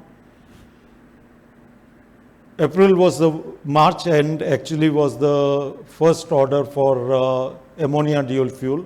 This was practically, and also I think Cochin earlier had got container ship orders at Cochin. The Korean capital landed in Kochi. Hyundai and Kochi shipyard are finalizing a 500 million block fabrication joint venture. This agreement is, I think, in second half now should be there. Global operators have been committing money at various places, and SDHI is tying up with Samsung. MDL, SDHI have teamed up. Then Cochin has a tie-up with Hyundai. L&T has tied up with various design houses in Korea. If we talk of what is happening with the SCI orders, nearly every shipyard, private and public sector, have done various cooperations, tie-ups, and are moving forward. A bit about SDHI. just to give an idea of what sort of infrastructure exists in, which is the largest shipyard, the dry dock is about 662 meters long and 65 meters wide. And I am just touching, I am not getting into the repair part in this discussion, because there is also vision for shipbuilding and ship repairs. But this is the sort of facility. The steel capability handling is about 144,000 tons per annum, with another line added recently for offshore, which is another 25,000 tons per annum. And the yard is planning actually a two-phase expansion. The first phase expansion has already been sanctioned in principle under the SBDS. The second phase will be going there. That is to create the capability to take out roughly 24 ships every year. That's the sort of magnitude which are being planned. These I have already talked of. There are various multipliers which are affecting this, and hopefully this is one shipyard story. Other shipyards come in, I am sure there will be a multiplier effect there as well. What is one of our major concerns today? Finally, we require capacity building in the human element part. Every shipyard actually job creates 5.4 more. That's because of the regional effect this has. And that is one of the key visions why this will impact. So that is where your 2 million and 15 million maritime jobs will kick in the due to the shipbuilding sector. The biggest problem is having sufficient qualified manpower. We have done a great job in naval construction, but naval construction and commercial shipbuilding are slightly different. In naval construction, it's a very focused asset which is required, whereas a commercial time factors for the ship owners become such that your order deliveries have to be absolutely on time. Otherwise, if the market changes, which is what we saw in the last cycle, you can run into huge problem for the shipyards.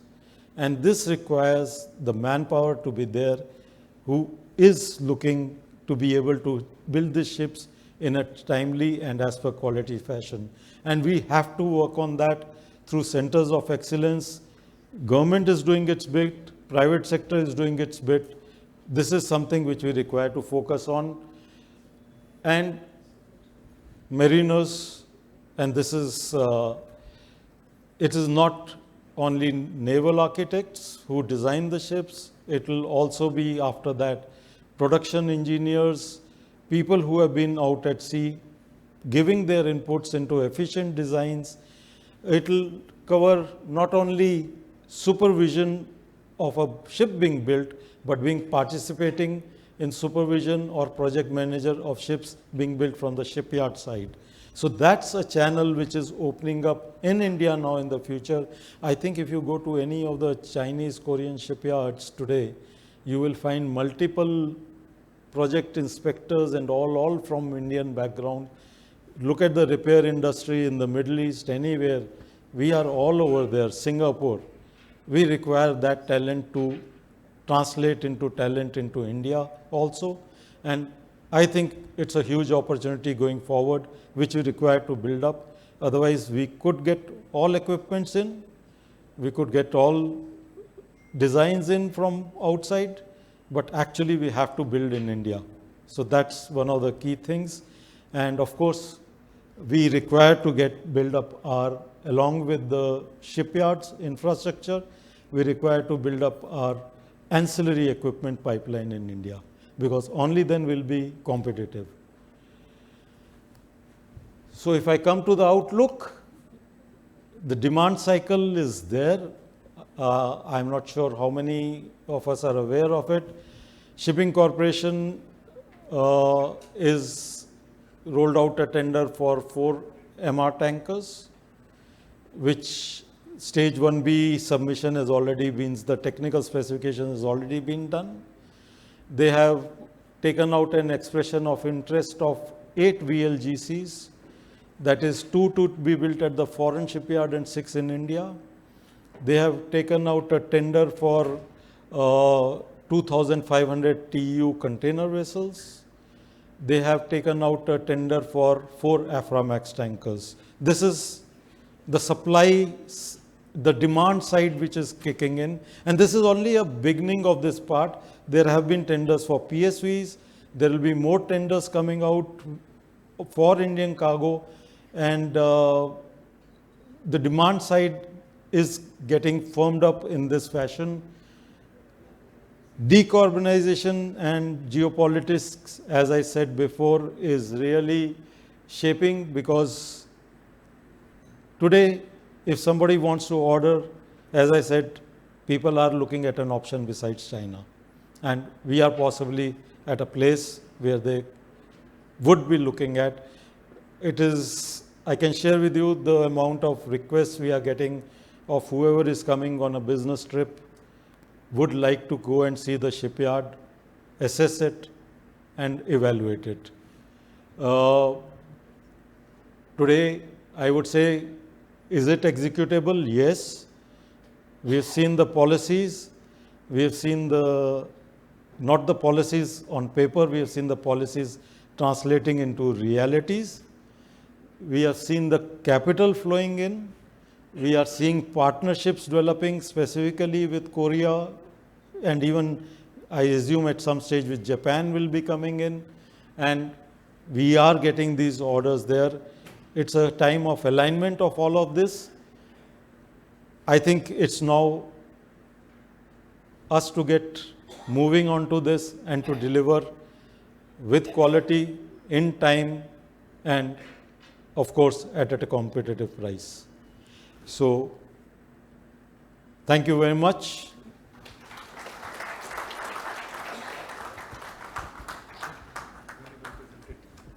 Thank you. Can you have 2 chairs, please? Chair lang.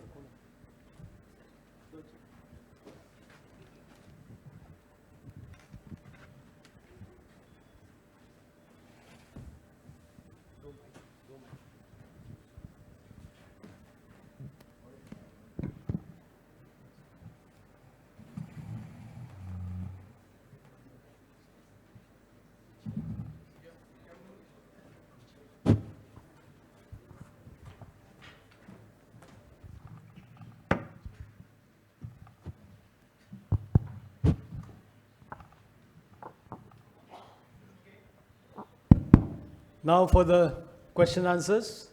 Let's have questions. Both the speakers are here. So sorry about this. We had to combine the two to gain some time. Yes. Good afternoon, respected all dignitaries and everybody. Myself, Captain Butch. I've sailed for more than 52 years at sea. I would like to ask a question regarding Adani Ports.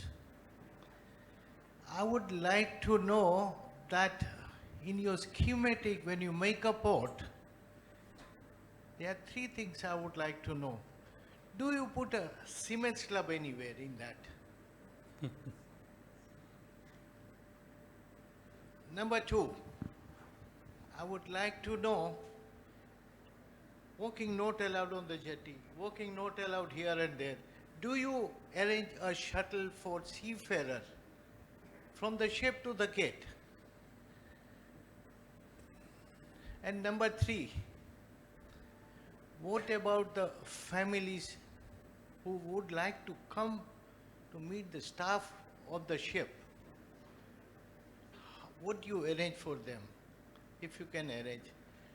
So I would like to know, this company of master and mariners, you showed us everything about what Adani has done, okay, well respected, I respect everything.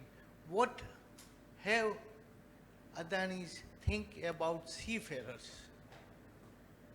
These are my questions, sir. Okay. I think a very good question and an apt question. Let me answer the first one, Siemens Club. Did we really think about it? The answer is no. Let me be candid. Are we thinking about it now? The answer is yes. See, we have to appreciate two things. One is you're given a finite amount of land and you have to conclude the business within that. So any entrepreneur generally sees something which is relating to yielding revenue. The scale that we are in now, yes, that has drawn up, that Siemens Club is required. Facilitation, so this is the first part. I'm agreeing that earlier it was not there, it started now. Point number 2 is facilitation of shore leave. Now, shore leave has nothing to do with a port proponent, whether it's a major port, non-major port. I'll give you my own example. We had our own dredger, our own port, our own people in Dhamra. We were not allowed to go ashore. If you had to sign off the crew, you had to go to Paradip, spending 1.5 crore. That was the rule of the land. Now, whether you are a major port or a non-major port or private port, especially major port, it becomes that much easier. But a private port has more of a problem in circumventing. Luckily, I think Deputy DG, along with ICSA and everybody, has taken this up, and shore leave, which used to be a nightmare, has actually started happening for the coastal. So shore leave, as a part of the port strategy, we do not object to it. But the way the rules are, that you are supposed to get the agent to go to the customs and immigration, get the clearance, we have no control over it. We, as a port, we have no problem people going in, people coming back. We have no problem people going home overnight, coming back, but there is a regulatory problem. And which was your third question? Families being allowed or not? Yes, facilitation is there. Eventually, it is the agent who's the intermediary. From a port perspective, there is no restriction. From at least I can speak about our ports, that's the private ports. So there is no restriction, but whatever government regulations are there, I think you have to follow them. We don't have a choice on that. I hope. Transport from the ship to the gate. Now, even if a port arranges it, agent comes with his own car, so we tell them that it is better you go. Port has its own internal transportation, but why wait for a long time where you have an Uber kind of model, but instead of waiting over there, agents generally come with their own car, the transportation is available. There's one question from online from Captain Naresh Chugh. He wants to know whether Adani has any plans for shipyards in any ports or any. As of today, what's in public knowledge, to the best of my knowledge, I don't think we have. Okay. Thank you. Yeah, Captain Matthews, please. Sir, first and foremost, congratulations to both of you for a wonderful presentation, very insightful. What I want to know is about Vizhinjam Port. I suppose you were closely involved with it. You said that it is a fully automated container terminal. Can you please enlighten us, like automated means what? How is the control? From where is it done? And secondly, is there any proposal? You said 20.5 meters draft. Can it go higher? And then what are, like you mentioned, the CAGR is 4.9 for major ports, which compares very poorly with non-major ports at 11.9. So what are the solutions? We have to look at solutions when CAGR is so much different, which is talking about total big inefficiency on the part of major ports. Thank you. I think the fully automated terminal versus semi-automated versus mechanical. Conventional container terminal is you have an operator on the QC, that's key cranes. You have an operator on the truck, that is what you call in the container parlance ITV. And you have an RTG, rubber tire gantry crane, or RMGC, whatever is there. You have an operator sitting over there. When you say remote operated, I'm not saying semi-automated, remote operated, you remove all the operators from all these three and you put them in the control room. You have to have a very, very strong Wi-Fi bone to ensure that what command you're going, the latency should be practically zero, that you're executing it. This becomes remote operated, not semi-automatic. The front face, that is the QC, till now wasn't there. We are going ahead with that, where we will be dispensing with the operator there also. The first mile, last mile, that is picking up the box and then punching the button on the automation cycle, and last mile is dropping it physically. That used to be manual controlled. So for people to understand, it used to be 1:1 ratio for an operator. Then it went up to 1:4. Now we are talking of 1:6. I think in Hong Kong they've got to 1:8. And Vizhinjam, when we are saying today we are semi-automated, that means we are remote operated. And once a command is given through the software, which Navis is the gold standard, the entire software does everything. It assigns the truck to the RMGC. RMGC picks up the right box, puts it over there. So entirely system is run on auto. The next phase will be, you will have the operators sitting completely centralized, so, and you will have the AGVs, or automatic guided vehicles. Where the battery runs down, automatic intelligence is there to go into the battery parking slot. Ghar mein jo robo aata hai na, jhadu wala, something like that, but on a larger scale. So their operators will go on a 1:4 ratio, and you will not see anybody over there. There you have what we call the twin lift cranes, or dual cycle. You have twin trolleys. You have one trolley which dumps on the crane, second trolley which is the shorter one dumps, that is the faster one. But we have not gone into that, we have gone on a single trolley system.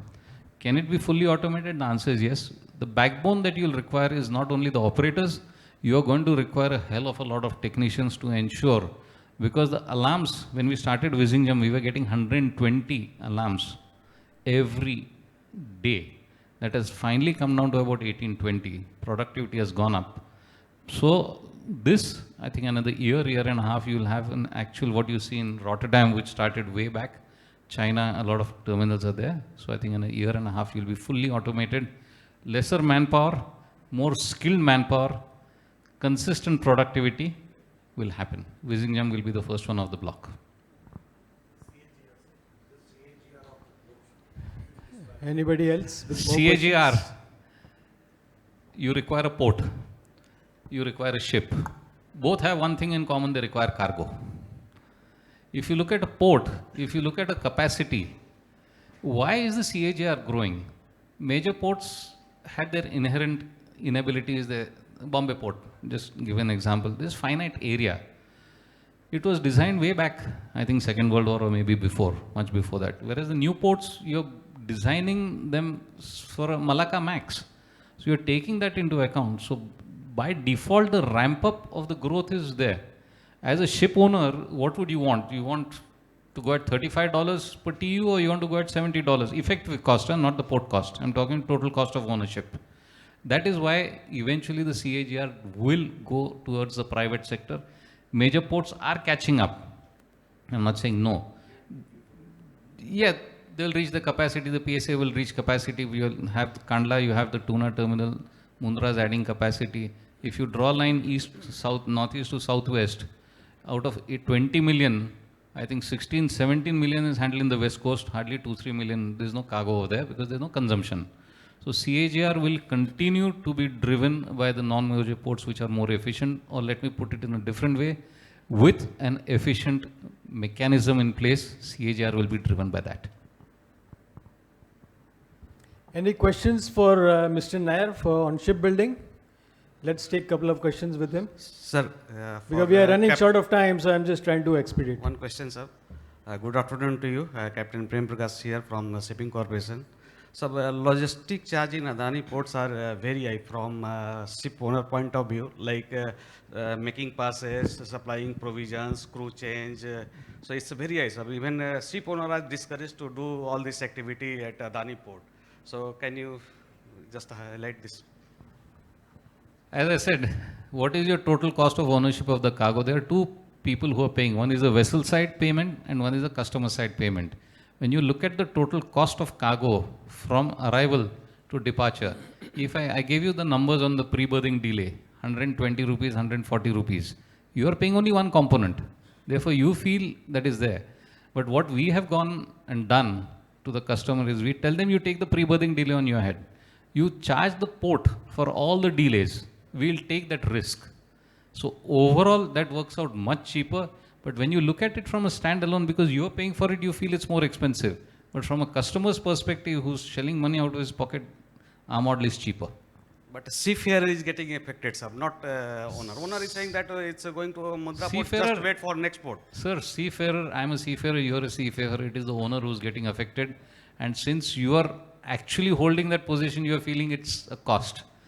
Owner ke liye, he is looking at one part, how fast can I move the cargo? This is a fact. I've worn many hats, including the marketing hat. So this is what I've actually gone and delivered. For each and every activity, it is being charged at Adani Port, like lowering of lifeboat also, it's being charged. I agree with you. Let's take major ports. Where does the money come from? Your money, my money, taxpayers' money? A private port, where does the money come from?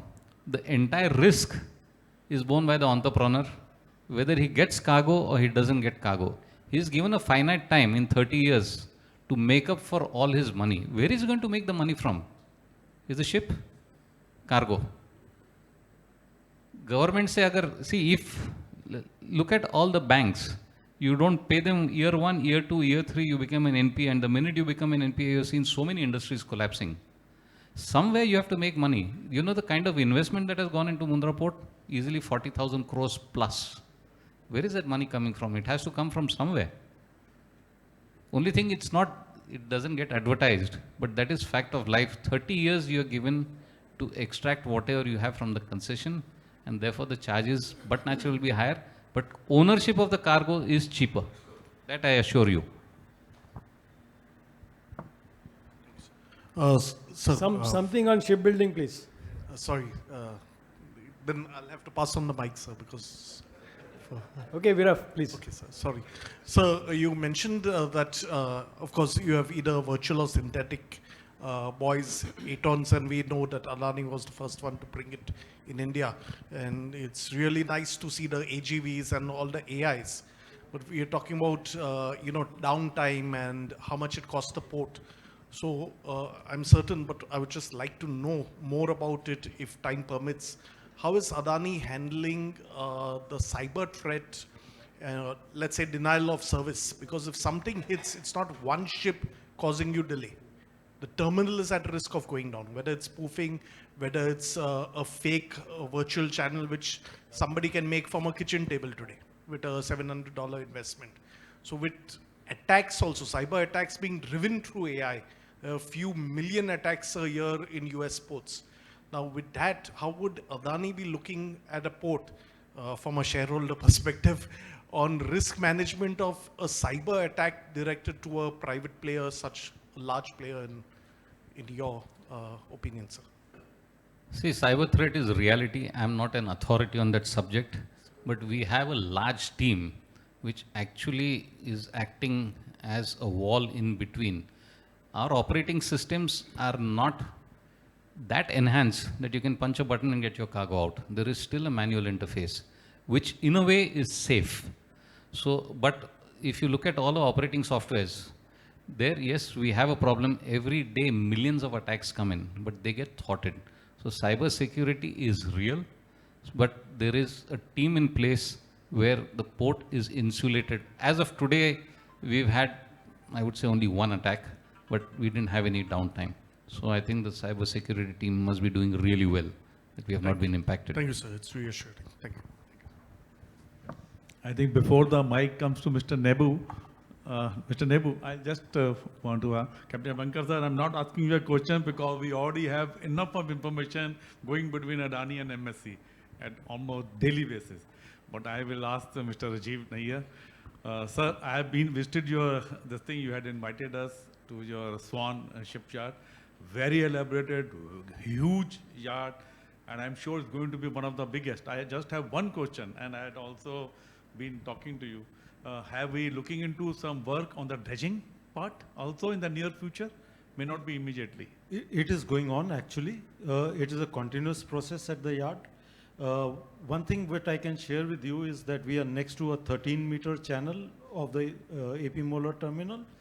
And what I do know is that today there's no dredging on that 13-meter to maintain it also. Means when you reach that sort of a level, the flow of water is sufficient to take all the sediment. All these are in rivers, so you have that sedimentation. It's enough to take it out. You are a much bigger expert on dredging than I am. But yes, we have continuous dredging going on. We are also actually right now in the process of building our own barge, which will be used for dumping it at dumping ground, which has been identified 6 nautical miles away. And we are also going to build our dredgers so that we don't have to rely on third-party dredgers to be doing that. So it's a continuous thing, and we are maintaining that pathway now for about 7 meters. And with the expansion plan and all, it's all being taken into account, yes. Thank Can you, I sir. add something in his favor? Yes, Pipavav is a blessed port, they don't require dredging. It's only the short channel between the main channel to the yard, that's where they require So it. my question was for that only, and he knows it, because it's not for the ships to come into the port. It's huge. We don't get so much deep draft. But once you come in for the either for shipbuilding or repair, then there's a lacuna of about 7 meters. You rightly mentioned, Rajiv ji. So there, I think you have said is all on the spot now going on. Thank you. Yeah. Sir, good afternoon. Nebu Man from DG Shipping. Just one question to Rajiv Nair, sir. We talked about the schemes which are there. We have the greenfield expansion scheme, brownfield also, where government is funding on your infrastructure development. So one major issue what we are facing is the timeline and the quality product. Quality is there, but the timeline for delivery is one what we are looking to improve.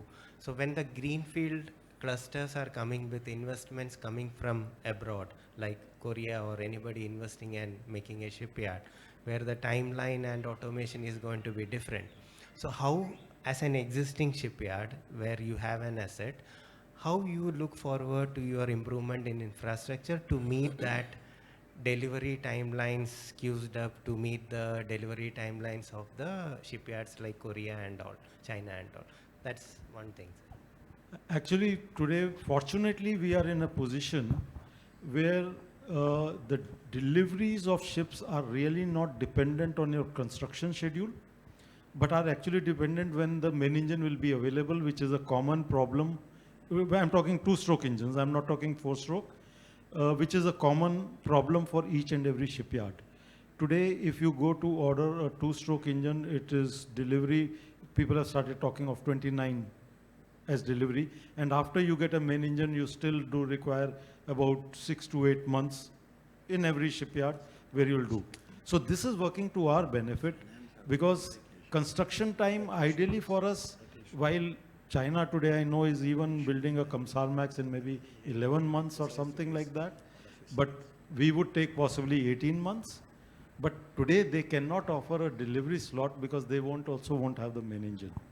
So starting phase, that is there, but what we have to do is, if they are able to build in, let's say, 11 to 12 months, and today we feel our building cycle, actual building cycle, that means if I did not have this main engine issue, is about 18 months, how to bring that down to 12 months.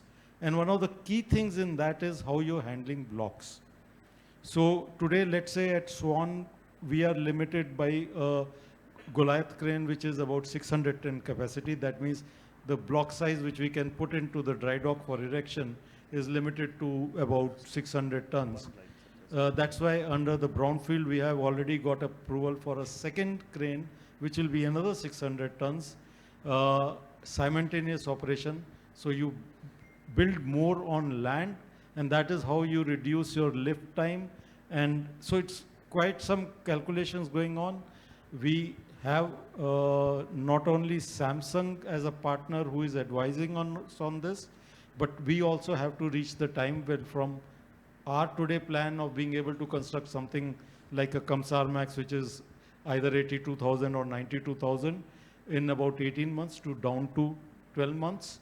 And that will be the phase 2 of expansion, which we'll do also with a second launching mechanism than a single launching mechanism. So those are the studies which are going on with partners as well as with certain people who have done such yard refurbishments.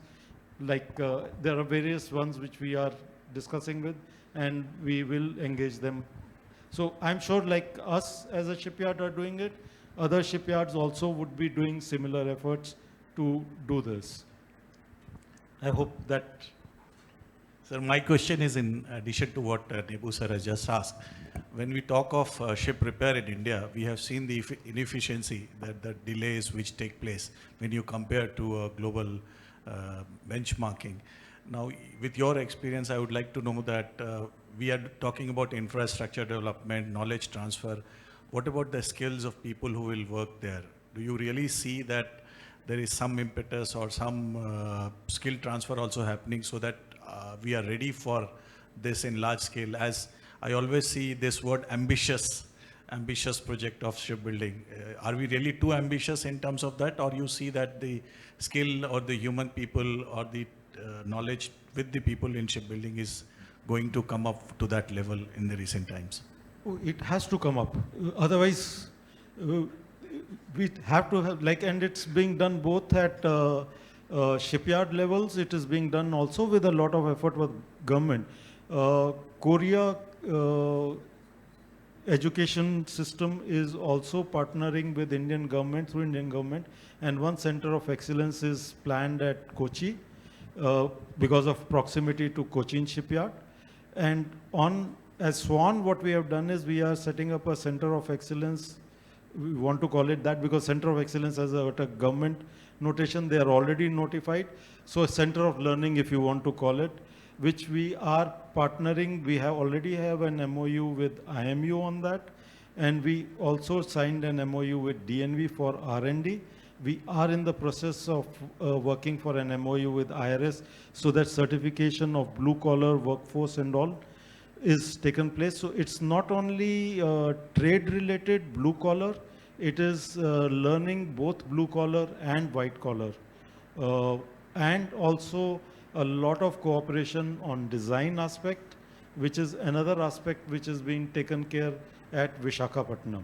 So it's if you look at, like, these are the three segments where the money is visible, but there's also a fourth segment where all these policy initiatives, both from the government as well as from the private sector on its own, are being worked on, and I would say at quite a fast pace to be able to be ready in time. Because if we don't have the capability of the manpower, it's going to not, like, you will have delays then. Can I add to that? Yeah, sure, please. See, when you look at a problem statement, by and large, it is but natural, aadmi nahi mil raha. That's a common statement across any corporate or anywhere. How much effort do we actually take to ensure that we train? I'll give you a practical example. This was a problem statement I had on my desk. If I have to go to dry dock, there are no dry docks available. There's one dry dock which we frequent, Lovegun, and we wanted to frequent theirs also, but now they're full. So what did we do to overcome the problem statement? We've ordered 7 vessels in China. All are diesel electric. The reason being, the maintenance time for a diesel, this first of its kind tugs are there, maintenance time comes down drastically. We know that you require downtime for main engine maintenance, overhaul and everything. We have got an extra generator placed on board. We have a riding squad. I've added an extra deck on the vessel, which has trainees plus riding squad. Knowing very well that this problem statement is there, it might take 10 years, 15 years. So how do you overcome it? So unless we do it ourselves, we cannot go somewhere. So you have to spend that extra money. What we have done is diesel electric, one option, add one more deck, put all the people over there, keep on training. So 10 extra people per ship with 7 ships is 70 people extra trainees being generated. कुछ तो coastal में आएंगे, बाकी सब dollar कमाएंगे. Okay. Stiff target for the ship. Dry dock in and dry dock out after every 5 years, 7 days. With that, I would like to close this session. We have already overshot a lot, and there are another about, I think, 100 odd people online who are watching all this.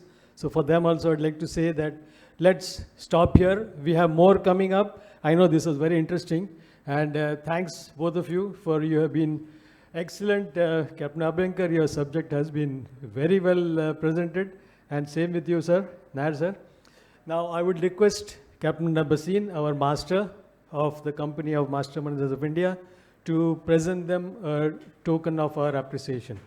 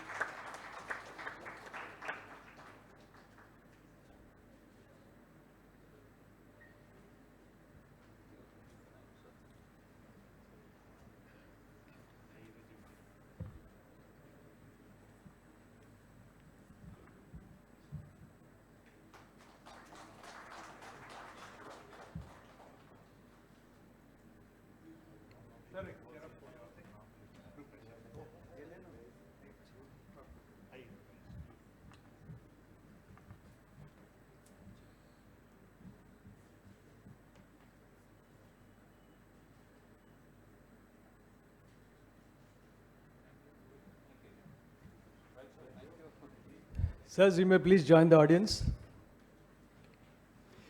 Okay, over to our next session, which is a panel discussion.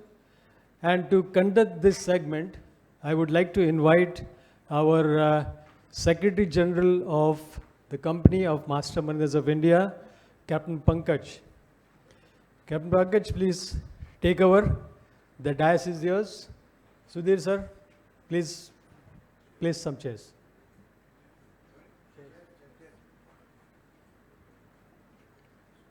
Meanwhile, the tea counters are open. You can just go there, take a cup of tea and come back. The session will continue. You can go in turns, not all together.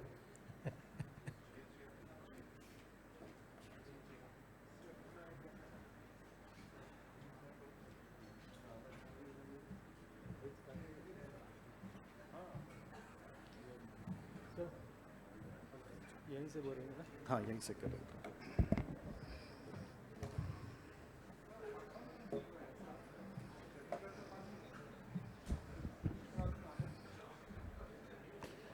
I would request if you can just take a cup of tea or coffee and come and join.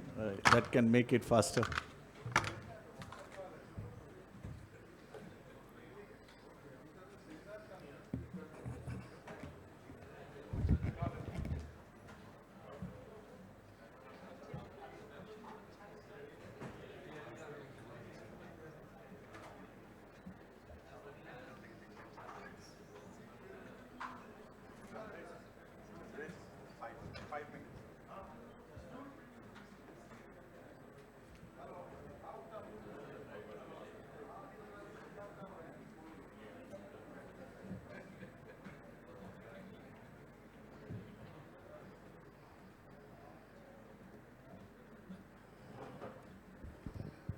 Maritime leaders come together for meaningful discussions on shipbuilding, port development, investment, and preparing seafarers for the future. We look forward to a fruitful exchange of ideas and perspectives. Please stay with us. We are about to begin. Ladies and gentlemen, welcome to Maritime Potpourri 2026. Our program on Rising Maritime India will begin shortly. Today, maritime leaders come together for meaningful discussions on shipbuilding, port development, investment, and preparing seafarers for the future. We look forward to a fruitful exchange of ideas and perspectives. Please stay with us. We are about to begin. Ladies and gentlemen, welcome to Maritime Potpourri 2026. Our program on Rising Maritime India will begin shortly. Today, maritime leaders come together for meaningful discussions on shipbuilding, port development, investment, and preparing seafarers for the future. We look forward to a fruitful exchange of ideas and perspectives. Please stay with us. We are about to begin. Ladies and gentlemen, welcome to Maritime Potpourri 2026. Our program on Rising Maritime India will begin shortly. Today, maritime leaders come together for meaningful discussions on shipbuilding, port development, investment, and preparing seafarers for the future. We look forward to a fruitful exchange of ideas and perspectives. Please stay with us. We are about to begin. Ladies and gentlemen, welcome to Maritime Potpourri 2026. Our program on Rising Maritime India will begin shortly. Today, maritime leaders come together for meaningful discussions on shipbuilding, port development, investment, and preparing seafarers for the future. We look forward to a fruitful exchange of ideas and perspectives. Please stay with us. We are about to begin. Ladies and gentlemen, welcome to Maritime Potpourri 2026. Our program on Rising Maritime India will begin shortly. Today, maritime leaders come together for meaningful discussions on shipbuilding, port development, investment, and preparing seafarers for the future. We look forward to a fruitful exchange of ideas and perspectives. Please stay with us. We are about to begin. Ladies and gentlemen, welcome to Maritime Potpourri 2026. Our program on Rising Maritime India will begin shortly. Today, maritime leaders come together for meaningful discussions on shipbuilding, port development, investment, and preparing seafarers for the future. We look forward to a fruitful exchange of ideas.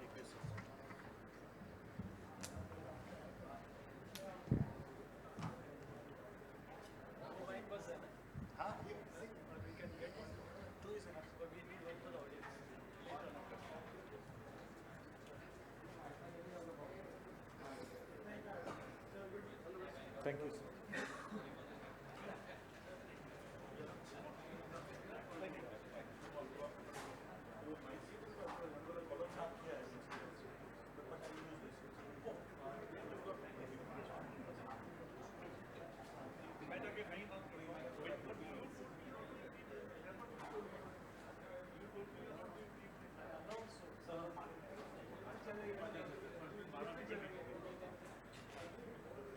sir. People will not tea break money. 55 में will start calling.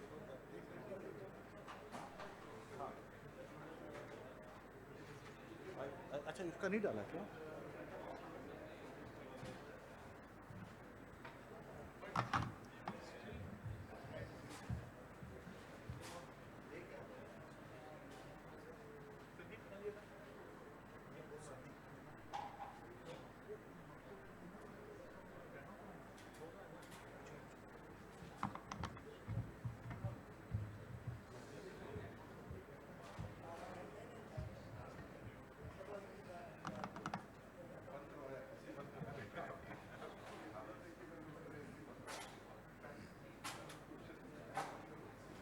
Thank you.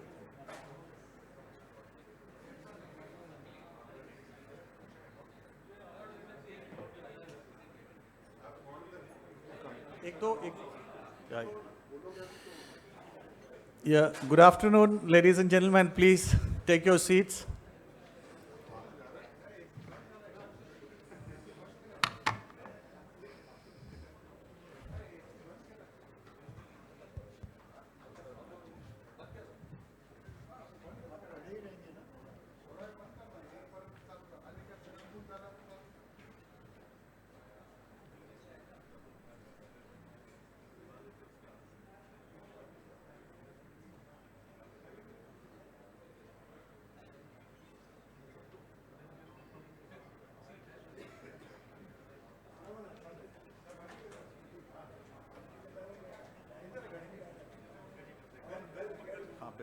Bell उधर है प्रधान साहब के पास.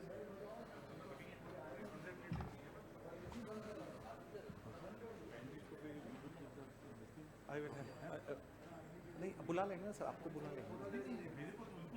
ठीक है, ठीक है, और किसको बुला लेंगे.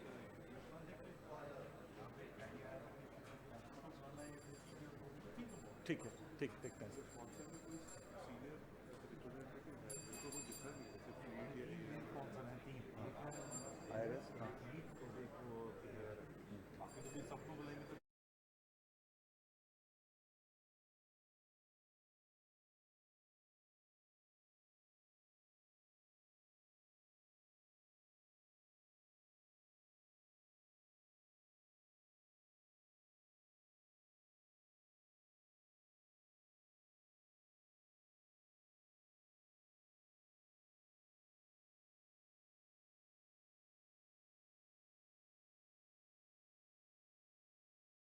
Ladies and gentlemen, welcome to Maritime Potpourri 2026. Our program on Rising Maritime India will begin shortly. Today, maritime leaders come together for meaningful discussions on shipbuilding, port development, investment, and preparing seafarers for the future. We look forward to a fruitful exchange of ideas and perspectives. Please stay with us. We are about to begin. Ladies and gentlemen, welcome to Maritime Potpourri 2026. Our program on Rising Maritime India will begin shortly. Today, maritime leaders come together for meaningful discussions on shipbuilding, port development, investment, and preparing seafarers for the future. We look forward to a fruitful exchange of ideas and perspectives. Please stay with us. We are about to begin. Ladies and gentlemen, welcome to Maritime Potpourri 2026. Our program on Rising Maritime India will begin shortly. Today, maritime leaders come together for meaningful discussions on shipbuilding, port development, investment, and preparing seafarers for the future. We look forward to a fruitful exchange of ideas and perspectives. Please stay with us. We are about to begin. Ladies and gentlemen, welcome to Maritime Potpourri. General of Company of Master Marines of India, and I work for Shipping Corporation of India. Now, this honor of introducing myself is left to me, so I'll make it as short as possible. I started my career with Shipping Corporation as a cadet in 1995, and I got command in 2005, sailed on different kind of ships, and presently I am heading their gas fleet, which consists of LNG and LPG vessels. So I am tasked with the job of moderating this session, which is on the future of seafarers, and I have been reminded many times that I must concentrate on future seafarers. So I'll start this session. I know it has been a rainy day. Our target was more than 150, and we have ended up half of it. The half audience is online. So I have two Sandeeps in my panel. Sandeep is somebody who is lit. They say something which brings light to it. So the first one is Captain Sandeep Dhol. He's a master mariner, and he has a sailing experience of more than 37 years, and which includes over 24 years experience as master on board oboes, crude, product, and LNG tankers. He enjoys being part of seafaring fraternity, as he says. He has served on ARC-7 LNG carrier in Arctic for 6 years. I came to know recently that he also did a presentation sometime back for CMMI. He has worked as master on capacity on various LNG carriers, about 12 years, LNG 9, oboe and oil tankers 3 years. He has also shipyard experience, 2 chemical product carrier, 1 Q-Flex LNG carrier, extensive experience in working with multinational staff, ICE experience in command. He's a member of CMMI Nautical Institute, and he is also in dramatics, as I can see. He's a regular fitness training hobbyist, and his hobbies also include reading. So please, ladies and gentlemen, please welcome Captain Sandeep Dhol.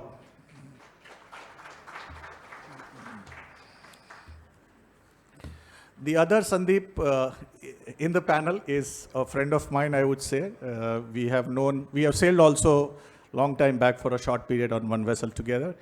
He's an extra first-class engineer, presently working with IRS as principal surveyor and associate vice president at the IR Class Academy. He has diverse experience after stepping ashore as chief engineer from Shipping Corporation of India.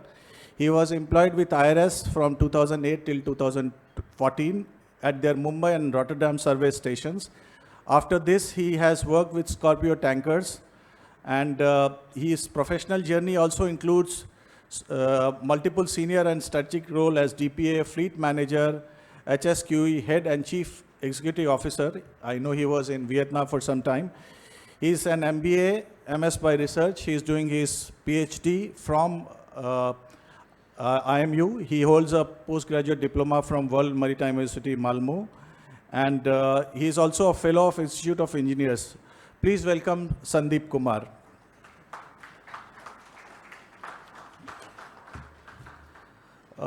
Sri Debu Umman is Deputy Chief Surveyor cum Senior Deputy Director General Technical from DG Shipping. He is a Bachelor in Naval Architecture and Shipbuilding from Cochin.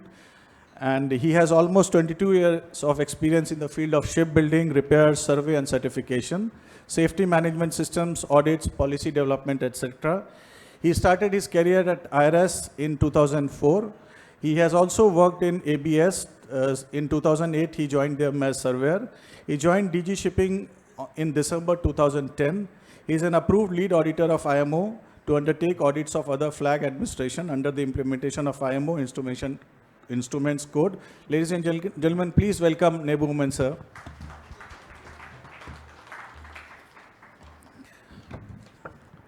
Captain Gaurav Bajaj, he has 16-year experience in simulation development. I met him after almost 30 years when we were together in Chanakya for some time. He has also sailed as master on board various cargo ships. He has been involved with management development and validation of various marine simulation products, VTS, OEM integration project. He is an experienced trainer and has handed over various simulation systems around the globe. He has been involved with development of various customized cloud and CBT training programs. He is considered a subject matter expert in maritime simulation, is an associate fellow of Nautical Institute, VTS trainer, and a contributor to many maritime industry organizations. Please welcome Captain Gaurav Bajaj. Last but not the least, as they always say, Captain Sailesh Bhambani, who is a CEO of SCL Mercury Private Limited, a vessel owner and operator focused on multi-purpose project and heavy lift shipping. He is a master mariner whose career traces one of the most complete arcs you will find in the industry, from the bridge of a ship through the trading desk of some of the world's leading shipping houses to the front lines of maritime technology, and now back to ownership with a sharper lens. His academic foundations include the Institute of Chartered Shipbroker, London. He has also applied finance executive program from Indian Institute of Management, Kolkata, and MBA in international business. His professional journey took him to Scorpio Group, where he was part of the commercial operation and owners team, and then to Afcos Energy, where he directed tanker, bulk carriers, and chemical carriers, chartering across a portfolio of approximately 50 vessels annually. What sets Captain Bhambani apart from many of his peers, however, is what he did next. Rather than staying within the traditional shipping world, he stepped into maritime technology space as head of sales and marketing at a maritime technology startup, a remote vessel management and predictive analytics startup, giving him a ringside view of how digitalization, remote monitoring, and data-driven fleet management are reshaping the way we run ships today. He has carried all of this forward into academia and mentorship as a visiting professor at Narottam Moraji Institute of Shipping. And he is also a mentor at IIT Bombay eSail, at a tech startup mentor, now into SCL Mercury Vision, as I said. Ladies and gentlemen, please welcome Captain Sailesh Bhambani.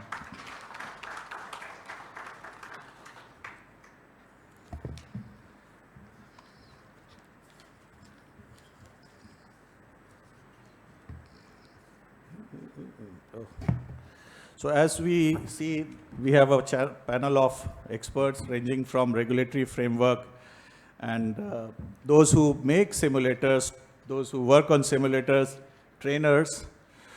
So the topic given to me was the future of seafarer training and development. And enough has already been spoken. We have heard about the 2030 MIV and Amritkal Vision. Basically, as we all know, the initial plan is in terms of numbers of increasing from 12 to 20. And MAKV 47 also talks about future-ready seafarers. So when I did my research in future-ready seafarers, there are 4 things which comes. One is green shipping and alternative fuels. The other one is digital operation. The third is advanced technologies. And the fourth one is human element. Now, human element is something which caught my attention, and when I went deeper into it, I was surprised to see that the more we talk of AI, the more human things come up. Like they say that the mental health issues and the challenges are actually more. So there is a growing area of research where the mental health and AI on ships can be looked together into it.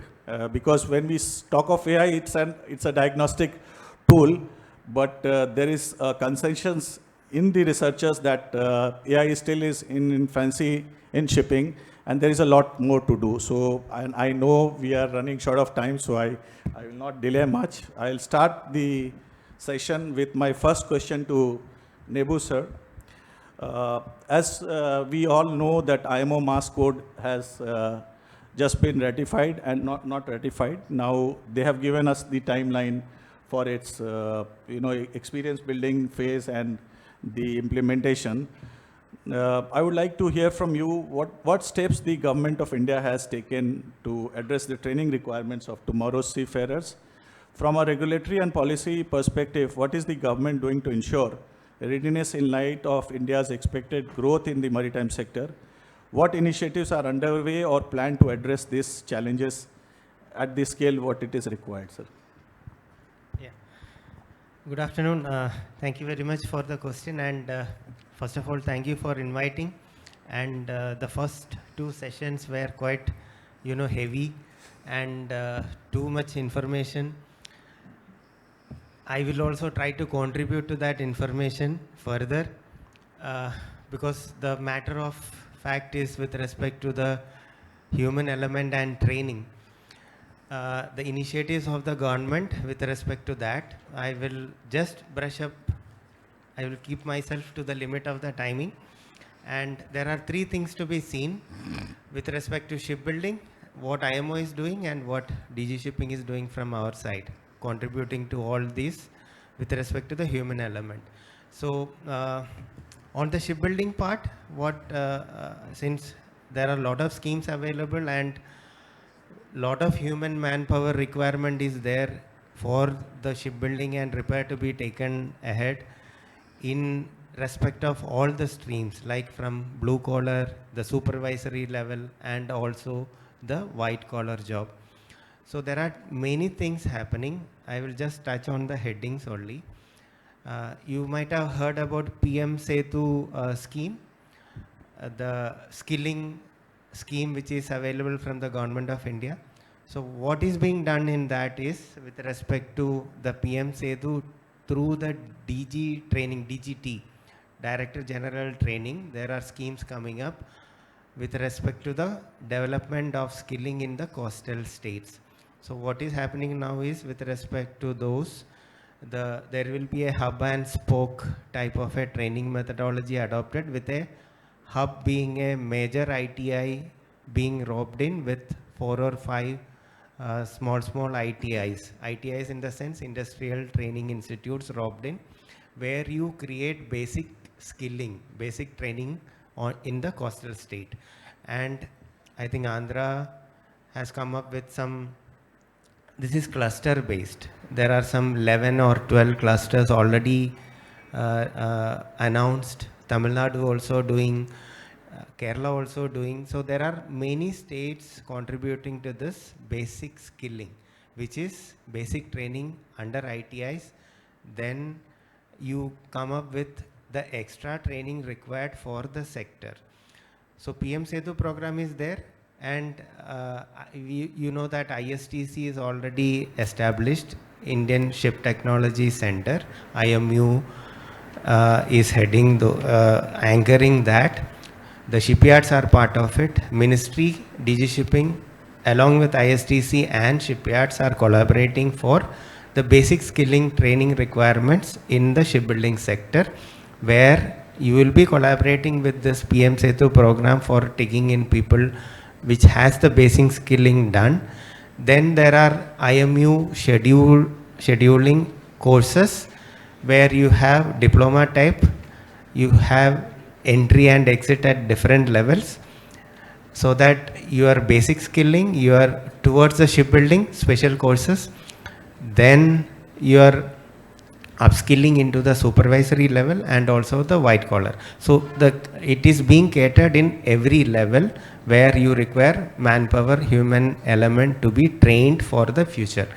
That is one on the shipbuilding part of it, and the course curriculum is being developed through ISTC on different parts of it, where the need of the hour with respect to the new technologies and everything will be part of the curriculum. So that is shipbuilding part.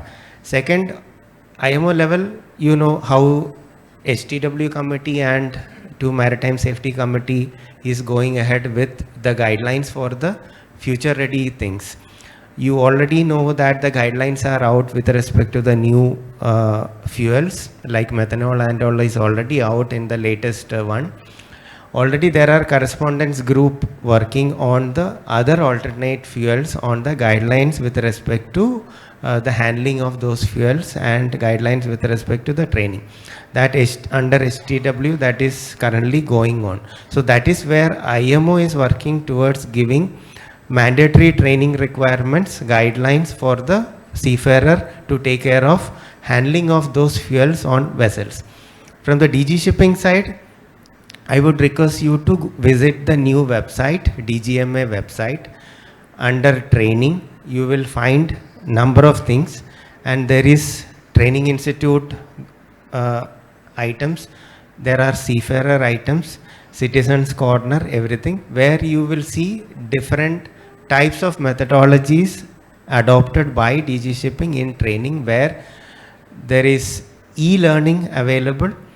Under that, you have the web simulation based training being developed, and there is LMS, learning management system, where also the faculty development program. So it is a 360-degree engagement to bring in simulation based training to be part of your competency exams also, and assessment, and also the development of the faculty also. So there is a 368-degree engagement with respect to training, simulation based, practical based for the competency there. And there is another thing what is happening with DG shipping, where we see where we are trying to create that learning ecosystem. You might have seen the RFP coming out for creating that learning ecosystem there. So this is the initiative from the DG shipping side to cater to the future demands, because industry leads the technology. You are already coming up with the new the web-based things which people will be talking about. You already have that because industry leads it, and then after some time it comes into the regulations from the IMO with respect to STCW. That's comprehensive revision going to come. What all new additions will be taken up by STCW, that will come up. But to incorporate all those as a from the starting point, you have to enable those e-based and web-based simulations and those kind of things, where people get through the e-learning an initial touch of all these things before you board the ship, to handle emergencies, to handle actual scenarios on board. So this is where DG shipping come into that with those e-learning modules and web-based modules on the portal. Captain Pankaj talked about the autonomous ships. The non-mandatory code is already out. Now you have another 5, 6, 7 years of experience building phase going on. After that, you come up with the mandatory code for the autonomous ships. So by that time, presently what is there in the non-mandatory code is that you have remote operation centers where you have 4 types of automation on the ships. You have people on board, you have no people on board. So it varies from type 1 to type 4. So you have remote operation centers controlling those vessels. Presently the STCW competency is kept as the base for the ROC operators. There are remote operation centers and qualified people required to man those centers. So the basic requirement is STCW, but from the building phase, the experience building phase, the specific training requirements for all these will come up. So I stop there. Yeah. I think that is. Thank you, sir, for highlighting the web-based platforms. I also went through the DGS website where training all these things, those learning management system, the faculty development programs are mentioned. And as you rightly pointed out, the date for mandatory entry is 1st January 2032 for mass. So we'll see how it unfolds and how prepared India and the world is. My next question is to Captain Bhambani. We often talk about technology itself, but the human element is where AI adoption succeeds or fails. So tell us, how can a shipping company prepare for an adoption of AI and train the seafarers to critically challenge or override AI recommendations without creating a culture of over-reliance? And one more addition to this is, how do you train the traditional seafarers to manage the psychological shift from ship to shore for when we talk of the remote centers? Thank you, Pankaj. Thank you, everyone, for being here and listening to us. I will take the first part of the question, which is the digital adoption. The AI adoption is not really a technology transformation. It is more of a human transformation. Today, if you, over the last 150 years, we've been used to we are trained in a certain manner. We have been told to use our experience, our judgment, and the situational awareness to decide what action needs to be taken. And suddenly you tell a master, okay, now you listen to the algorithm. The algorithm is going to be giving you the right decision. The algorithm is going to be telling you to do what you have to do. It's not a technological transfer. It is a transformational shift in the training of mariners or training of the people who are going to use the technology has to take place. You'll be surprised, as per McKinsey, 70% of the digital transformation or the digital transformation projects fail, not because of the technology. It fails because of culture, organization culture, the leadership, and more importantly is the people's ability of the people to adapt to the technology or acceptance of the technology. So it is not the technology that fails, it is the acceptance that fails. Today, most important element that how we look at technology. AI is not something in an organization, is not something which is going to be replacing the master. We have to look at technology as a very smart junior officer. A very smart junior officer who's actually analyzing the data, perceiving the risk, and giving you a recommendation. Yeah, today, if there's a junior officer who gives you that information, will you accept it blindly? The answer is no. What will be your question? Why? Why are you recommending that? What is the basis of recommending that, what you are saying? This is exactly what we need to train our people into, be it seafarers or be it the people ashore who are using technology. Why is AI made the recommendation? Why is, what is the hypothesis of the recommendation, and what is the confidence level?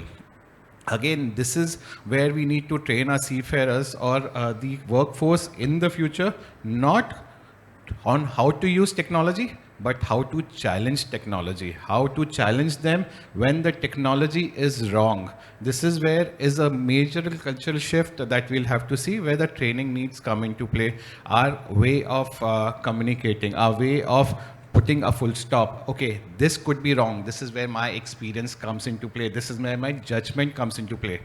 Are we the first one to do that? The answer is no. It has been going on for decades in the aviation industry. As you know, 90% of the flights are automated, yeah?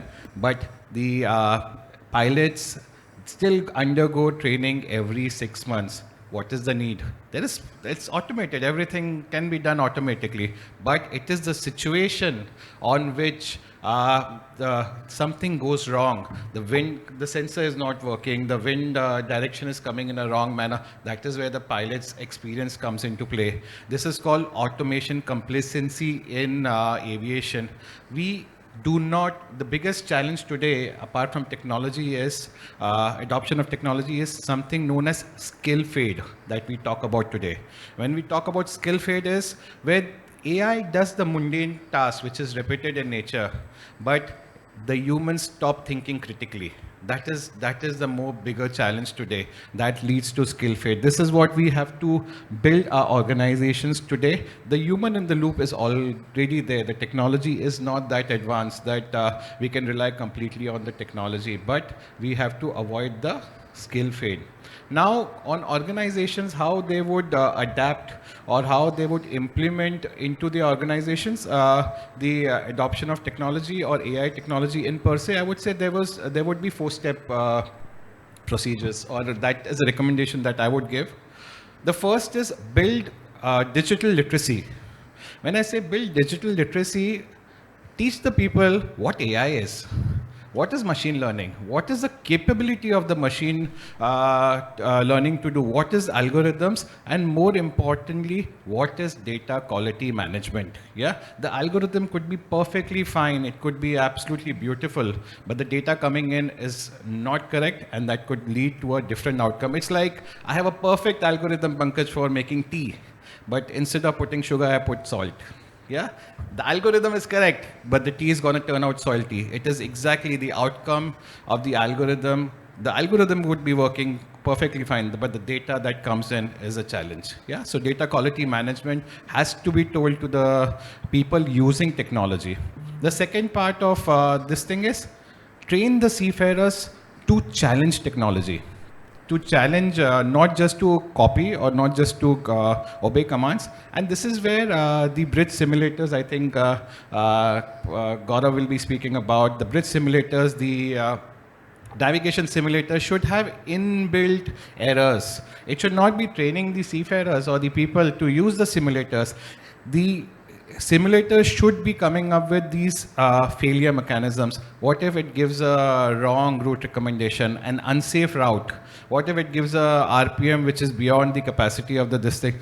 Can the seafarer challenge it? Does the office challenge it? And that is what we need to build the capability, not the adoption of the technology. The third part is we would talk. Sorry. The third part is AI governance. When we talk about AI governance, yeah, you are allowed to do that. I just lost my flow of thoughts. Yeah, the third part is explainable AI. Explainable AI is very, very important. Today, when we say explainable AI is, why is this decision? Why is this recommendation? When we talk about why this recommendation, what is the hypothesis behind it? What is the reasoning behind it? Everything has to be explained. Today, I'll give you a simple example again. We use Google Maps. All of us use Google Maps, yeah? And it says green, orange, and red. And have you noticed whenever there's a red, there is a new this thing, they usually come up with a sign that there is flooding, there is an accident or something. They try to give a reasoning behind it. And what's most important, they give you an alternate route.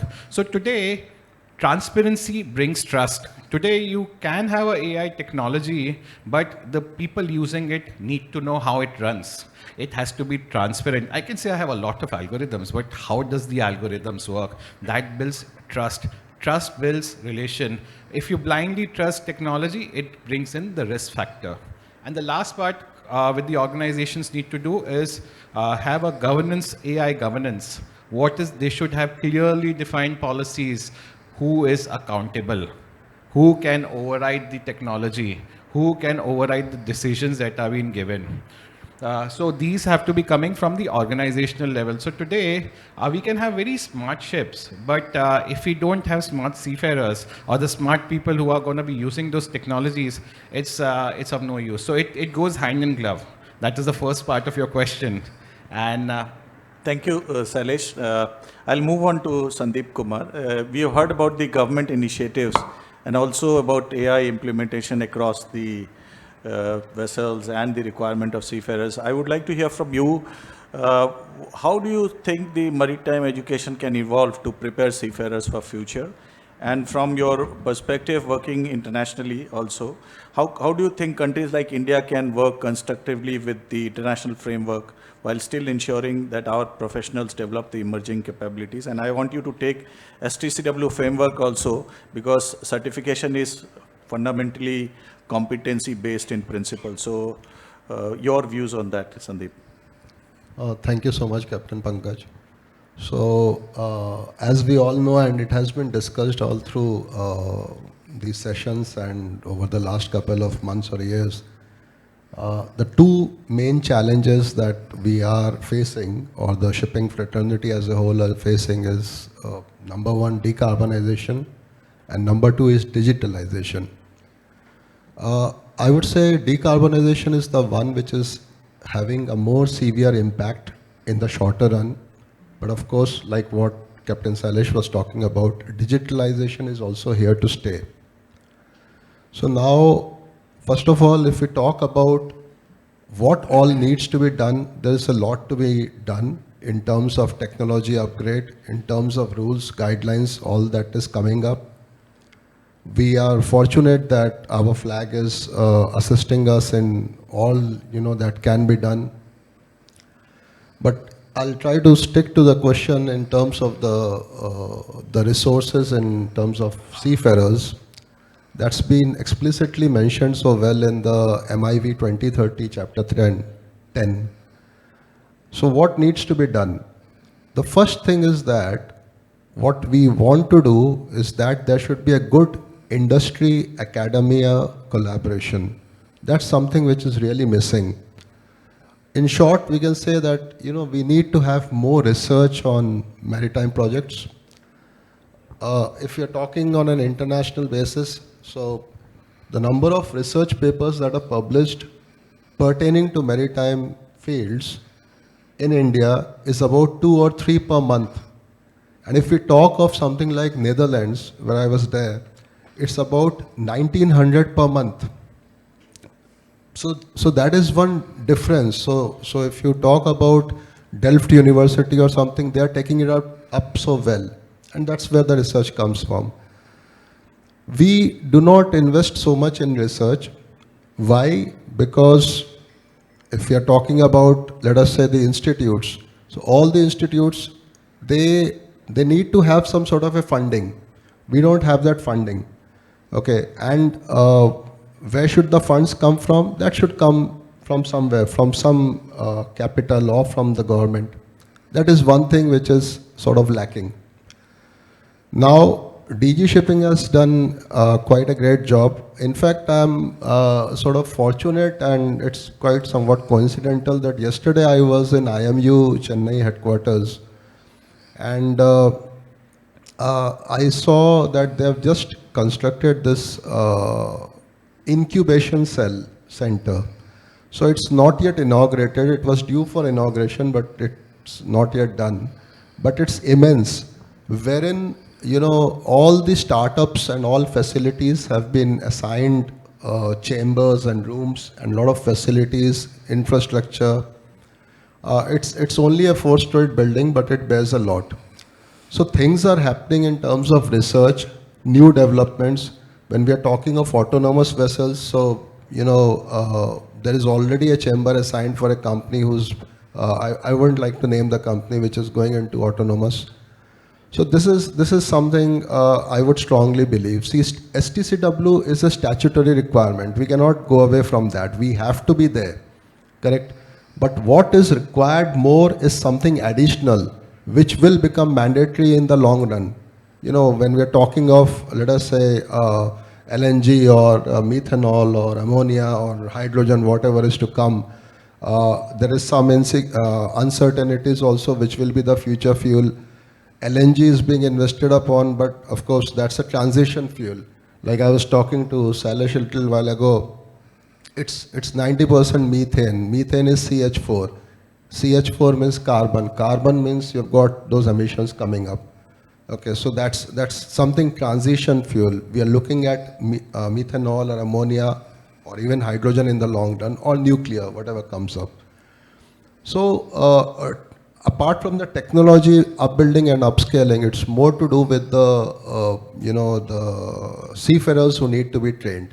Each of these items, methanol or ammonia or hydrogen, has some sort of a negative in terms of safety or highly skilled training. If you're talking of, let us say, electronic engines, or if you're talking of a ballast water treatment system, if it fails on a ship, if people are not trained, that wouldn't be so disastrous. compared to a situation where, you know, you have ammonia leakage or methanol. So that's what needs to happen. Lot of clusters have come up and trainings are being carried out. But the industry needs to support just what Nebu sir was saying in the a little while ago. I would echo again on that, because unless we get support from the industry, it's very difficult. We can only have some MOUs, we can only develop clusters, but the amount of fundings that needs to come in, that's very important. Captain Pankaj, I hope Thank you, Captain thank you, Sandeep, for your. We have discussed the regulatory frameworks, competency development, and challenges related to adopting AI. But perhaps the most transformative opportunity lies in how emerging technologies can fundamentally reshape how we train and develop maritime professionals. Captain Bajaj, now let me turn to you on this dimension. Artificial intelligence and machine learning are frequently discussed as transforming maritime operations. Seeing your experience in creating simulators, how can the maritime industry adopt these emerging technologies to improve training effectiveness? Thank you, Pankaj. Good afternoon, everyone.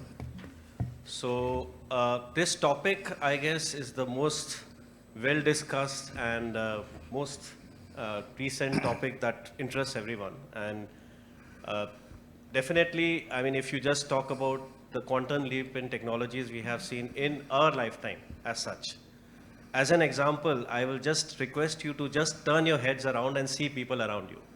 Just go and look at around you, and you will see people from classrooms to OHP projectors to CBTs to cloud, and now we are talking about AI, ML, and VR, AR, and future technologies. So everyone is there in this room, and they have started from that same chalk and blackboard. There are a lot of people here, but they're still there, and they're discussing the same topic which probably the youngest guy is discussing. So that means we have all upgraded ourselves, right?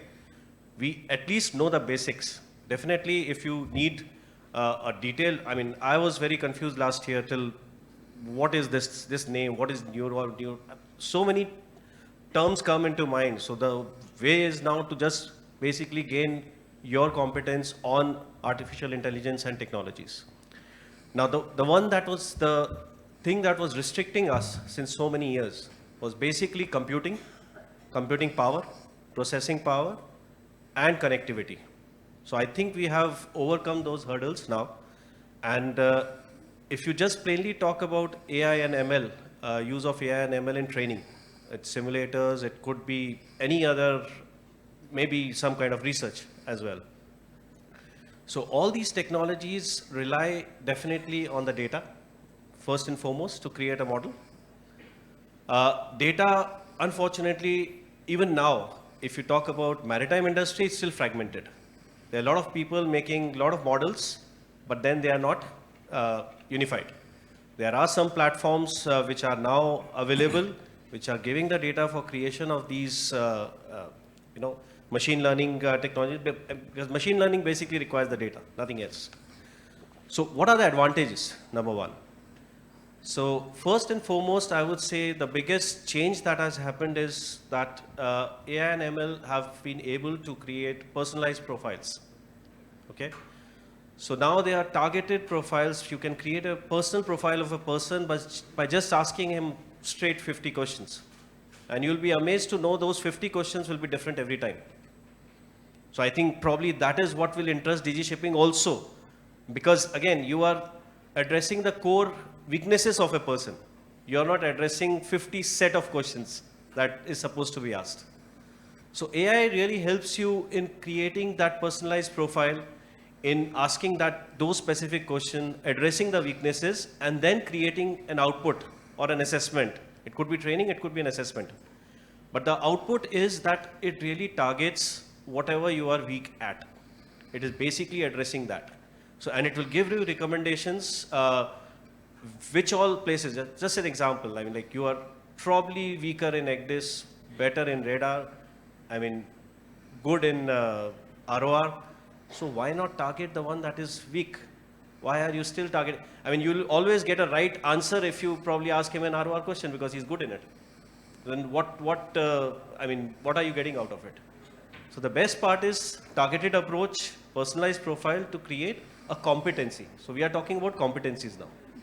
So competency is basically perfecting everything. What you know, you know. What you don't know, you will come to know through those targeted profiles.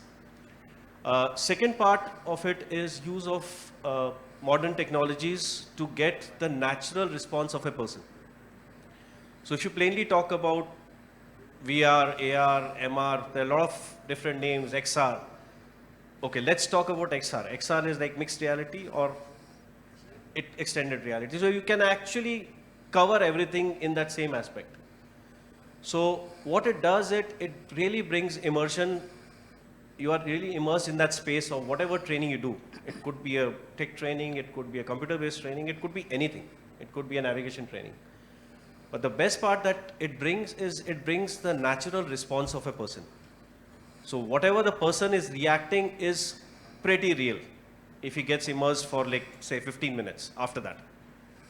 So that is the right time when all these technologies can target through way of sensors, through way of eye track modeling, tracking also. So basically then you are understanding that a person is actually stressed or not stressed, or whether he is looking at the right direction. He did a good watch keeping with if he was actually looking at the target, which you can target very much easily with your eyeball tracking as such. So these technologies really help you to get immersed in a space and replicate the real environment what our seafarers might be going through during sailing. So what I would like to conclude is that these technologies are there to help, and there are more and more advancements happening every day, I would say, in this field. And the best way to proceed forward is to basically adapt these technologies by way of competencies, by way of even building personal competencies. So if you don't understand, please go online. Nowadays, it's so easy to do an online course. I did my advanced diploma in artificial intelligence online. So, I mean, it's very easy now. So at least you know the terms, you know how it can be implemented. And with this practical implementation will come during the training field where you can actually impart this guidance to all the seafarers around. Thank you. Thank you, Captain Bajaj, for your insight. Now, I will go to Captain Dhol, who has been sailing on the new ships. We are all old-timers also. I do not consider myself old enough. Captain Dhol, my question to you is, as you have heard about IMO MAST code, the newly adopted code establishes that a master can exercise command from an onshore remote control center, ROC as they call it. As a sailing master, how do you view this shift? Can a captain truly maintain ultimate situational awareness and command authority over a ship without physically feeling the pitch, roll, and the vibration of the vessel? What is your opinion on this? Thanks, Pankaj. Good afternoon, everyone. That's, look, the way I see overall, the way the technology is shifting, the way shipping industry is shifting, I think we are not far away from it in any case. With MAS talking about on category, I think there are total 4 categories, out of which probably 2 of them will not have human intervention on board. We will be probably shifting across to shore-based, basically, stations. Most of us will be probably sitting somewhere and operating the vessels. There will be challenges. There will be lots of gaps, and I believe this particular period that we are talking about, this from 2027 to, I believe, 2032, yeah, 5 years. So this period is going to be very critical with regards to the learning process overall and coming up with regulations as well as the legalities part of the masters and the role of masters, basically. The way I see it is that there are going to be lots of problems that are practical. I mean, I've been working since 2007 on ships which are almost, I mean, they are semi-automated, basically. A lot of automation on board. I've been on EGDIS for so long, working on board the ships since last 20 years almost. Now, with all this automation, there are difficulties. you get alarms, you get alarm fatigue, you on the ship you get precursors. For example, a junior officer talks to you, he lets you know, look, I see something. At the same time, the master is able to actually make a connection and probably take decisions which will stop some issue that might come up. I mean, it's not just about the master, it's about engine room, the same for us. So there are many small things that you see and feel on board, which you will not be able to actually when you are far away. When we talk about getting the data from a remote position, the challenge that I see with that is that you will you will be disconnected in the sense that, okay, there'll be a whole generation of us, some of us who will probably be sitting like that, who have experience. They'll be able to connect between the two scenarios that, okay, when you see certain data coming in, certain alarms propping up, you'll be able to make easier, quicker decisions because you've experienced it before. You know actually what it looks like. But the newer generation which is going to come up, this will be part of the challenge because they might or might not have sailed. After a while, this is going to be like that. So, to answer your question, I mean, let's talk about legalities part of it. Who's going to be actually responsible end of the day? A master taking a decision based on AI input. Now, there could be a flaw somewhere. There could be, we talk about hallucinations in the artificial intelligence, which is quite often and common. And end of the day, depending upon the experience of the person, he might make a decision.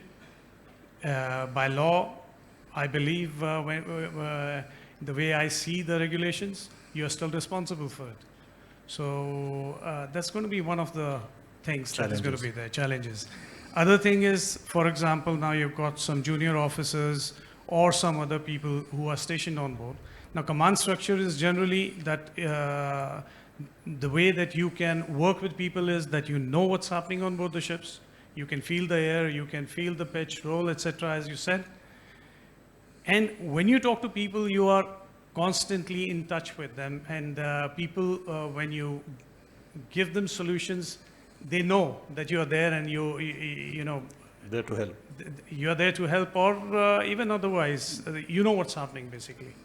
But here in this particular case, when you're far away from it and when you propose a particular solution, this is going to be a bit of a challenge, especially on the ships where they're going to be humans and, okay, when there's nobody, that's going to be another issue altogether. Thank you, Captain Dhol. I know I am between the lunch and but my time has been shortened. I would just take one quick question and I would request the panelists to be as short as possible. The first question is to Nebu sir. I know what is the official stand on the replacement of sea time. What is your opinion? Can land-based simulation fully replace real sea time for licensing for future seafarers?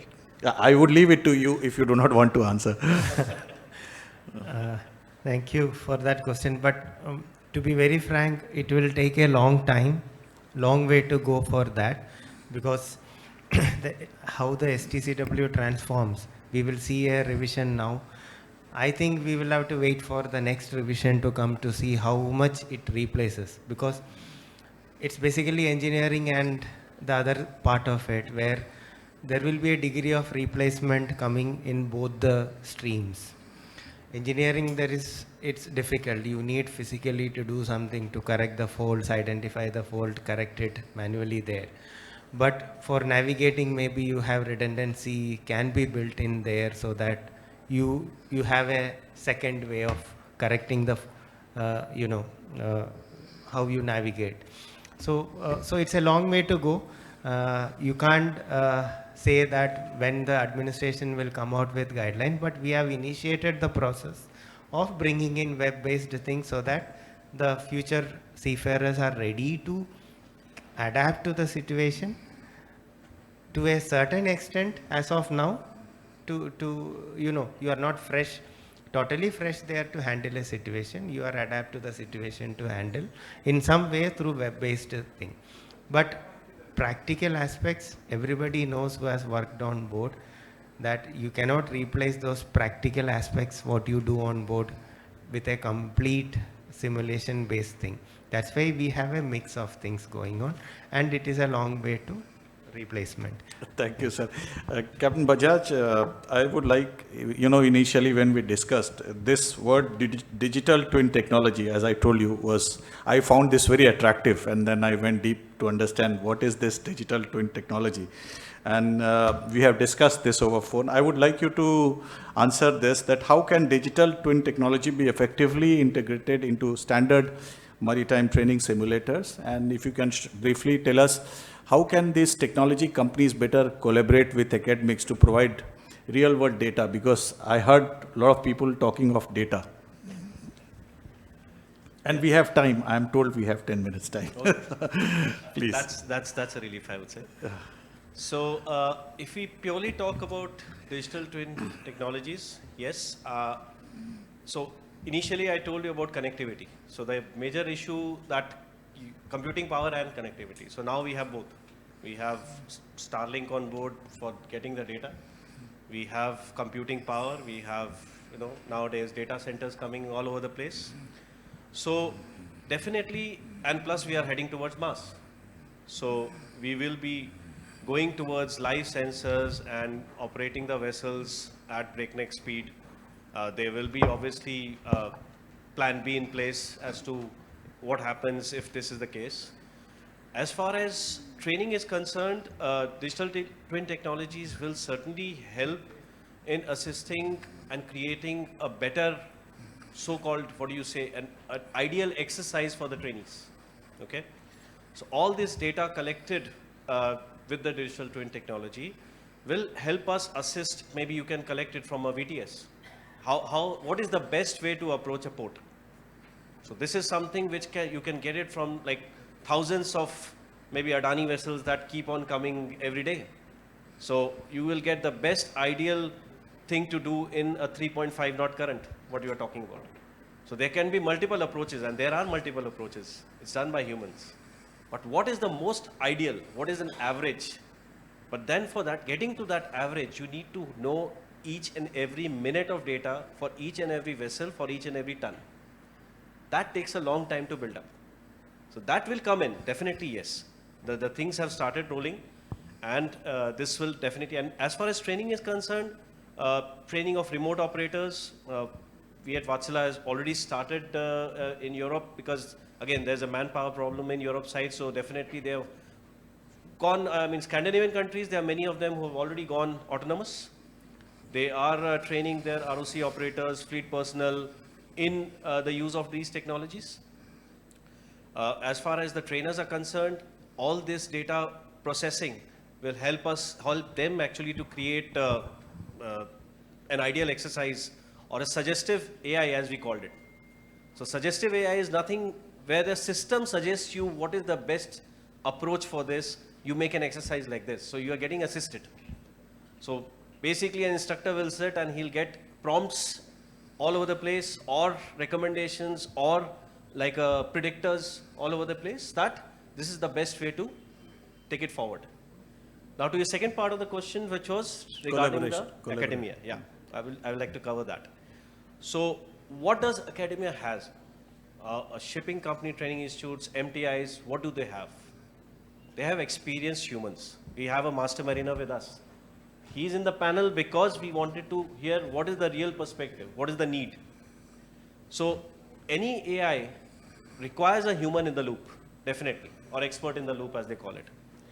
So that expert is the one who can actually define the real world situations, the emergency situations, how this assisted technologies or AI, ML, or even for remote operations, they can help, or what are the exceptions that can take place, whereby all these technologies can give you those kind of situations in a training environment as such. So what I would like to say that we have to work at this collectively, right? Whether it's the data, whether it's the human experience, whether it's the pilot programs. So there are pilot programs running, and I mean, I can tell you a real world case where Wasatch University, Solent University in Southampton, they have a manned model in a lake that's about 20 kilometers away, and they're using Vatsala simulators to operate that and collect the data and compare it and all these things. So definitely simulator is nothing but a digital twin of a virtual vessel that is there. So simulators can really assist in making these models and applying these models for research or whether for building up these models. Thank you. Thank you.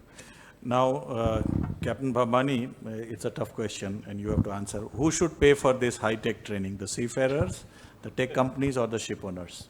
So I'll take a shortcut to it. I'll say I'll rephrase it. Instead of who should pay for it, I would rephrase it as who benefits from it. Let's put it that way. Who is the biggest beneficiary, and whoever gets benefit pays for it. So the obvious answer here is the ship owner. Yeah, but there are 4 major stakeholders that benefit out of the technology. So the first is the ship owner, because his bottom line gets affected. He is getting better fuel efficiency, minimal breakdown, predictive maintenance, better CII ratings and everything. So technology is helping to the ship owner definitely. So he needs to pay for it by way of digital adoption, by putting in AI governance, by putting in the team, by putting in the technology. But the ship owner has to look at technology into 2 parts, as a CAPEX part and as a OPEX part. The CAPEX part is getting the technology in place, getting the right platform, getting the right tool that is needed. But it is the OPEX that is training the seafarers or training the people to get the maximum value out of it. So investing in technology is one, but it should be utilized. The second stakeholder that I feel should pay for it is also the service providers, is the maritime technology companies, I would say. Today, a product success is not how good the product is. It could be very good, but if it's not adapted by the people for whom it has been built for, then it is not a success. You take a very simple example of a Microsoft Copilot. Yeah, they don't just sell product. They, apart from that, they give you online training, they give you certifications, they give you videos, they have customer success team to make sure that the Copilot is successful, that the product is successful. So maritime technology providers do need to provide this thing wherein during onboarding, they need to train the right set of people. The third, I would say the academia, the maritime training institutes and the regulators, they need to start thinking ahead. Today, the cadets need to be trained what prompt engineering is, what data quality management is, what is edge computing, what is AI, what is machine learning. This needs to be introduced into the institutes, cadet training institutes today, because 5 years down the line, they're going to be the officers. Can we avoid AI coming to play? It is not. ECDIS, as Sandeep mentioned, has been around for 20 years, but we were all used to paper charts, right? But ECDIS is a reality today. Similarly, AI technology is a reality today. And finally, I would say is the seafarer. Seafarer needs to pay for it by way of his time, by way of his continuous learning. They need to invest a lot of time into getting themselves upgraded. They do have the practical experience, they do have the judgment and the years of knowledge that they are there, but technology changes very fast. Today, I used to use, and I'm not promoting Claude, I used to use ChatGPT, but I started using Claude. I was trained on Claude. Outstanding. So you need to keep upgrading yourself to the latest trend of what the industry is. As we all agree today that the future is mass code, right? Future is autonomous ships, but it is not the autonomous ships, but the augmented seafarer who is much more aware, who is technologically savvy, and who can challenge the AI. That is the future. Thank you. Thank you. Nice answer, Captain Bhabani. Mr. Sandeep, how do we prepare the technical workforce? You talked about the different type of fuels and engines. How can we ensure that the engineers and the technical officers working on ships are not just passive operators who are following the procedures, but are actively involved in understanding, optimizing, and even contributing insight back to the design and operation of these new systems? Okay, good question. So first of all, I would like to say is that whatever be the technology, whether we are on diesel engines or LNG or whatever, methanol, the fundamentals always remain the same. You know, the problem is that possibly in many cases, our fundamental understanding of the subject may not be so strong. So when we, if I go back a bit, maybe 30 years back when we were studying in the colleges, so possibly we studied only about the diesel engines, okay? And we have seen only diesel engines. The world is changing so much that we are coming back a full circle, we are coming back to auto cycles. If you talk about the WinGD, the LNG ones, they are talking on the low pressure systems, and that's a low pressure type of system where the injection is at less than 15 bar 1.5, and it takes care of the NOx and everything. But again, it's based on the auto cycle. So there were two basic cycles, auto and diesel, but all our lives for the last 100 years, we have worked on diesel engines, you know. So the fundamentals always remain the same. Yeah, it's more about, you know, some sort of model courses which need to be devised in terms of all these new types of technologies. And I mean, we need to be slightly ahead of what is mandated as per STCW and all. So basically, if we talk them, if we train them about the new things, I think it can be done. It's not a, you know, something which is impossible, because the fundamentals, I believe, continue to remain the same. Okay. I wanted to just keep it short. So thank you. Yeah. Before we go to the audience for question, Captain Dhol, the last question goes to you. We've heard what Sandeep has just said. From a shipboard management perspective, how dangerous you feel it is for the crew to switch between these completely different fuel risk profiles from one contract to another contract? And do you think that these IMO interim training guidelines, you must have come across those working on your ship, are practical enough for emergencies which can come on these kind of vessels? Interim guidelines. I believe these have to be still worked on. Yes. At this stage, they are very minimalistic, to be honest.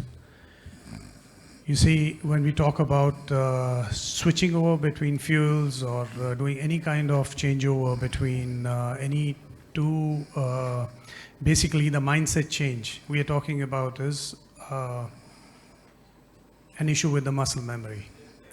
Now, the moment you talk about changing,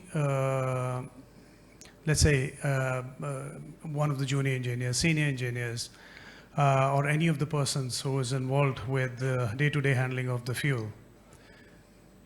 On one trip, he does methanol. The next trip, he is doing ammonia, primarily trained otherwise on diesel or on fuel oil. So the muscle memory has already gone up to the extent where you will instinctively do certain things. On the next ship, he goes on ammonia. Now, ammonia, if there's a leakage, we all know the risks involved with it. So there he has to probably first evacuate and then do something else. And on the other hand, if you talk about methanol, you could be walking into a flame, for example. So the first actions will be instinctive, and that will be based on your muscle memory. And that cannot be just given in a short span of time, primarily in some sort of a training. It's very difficult.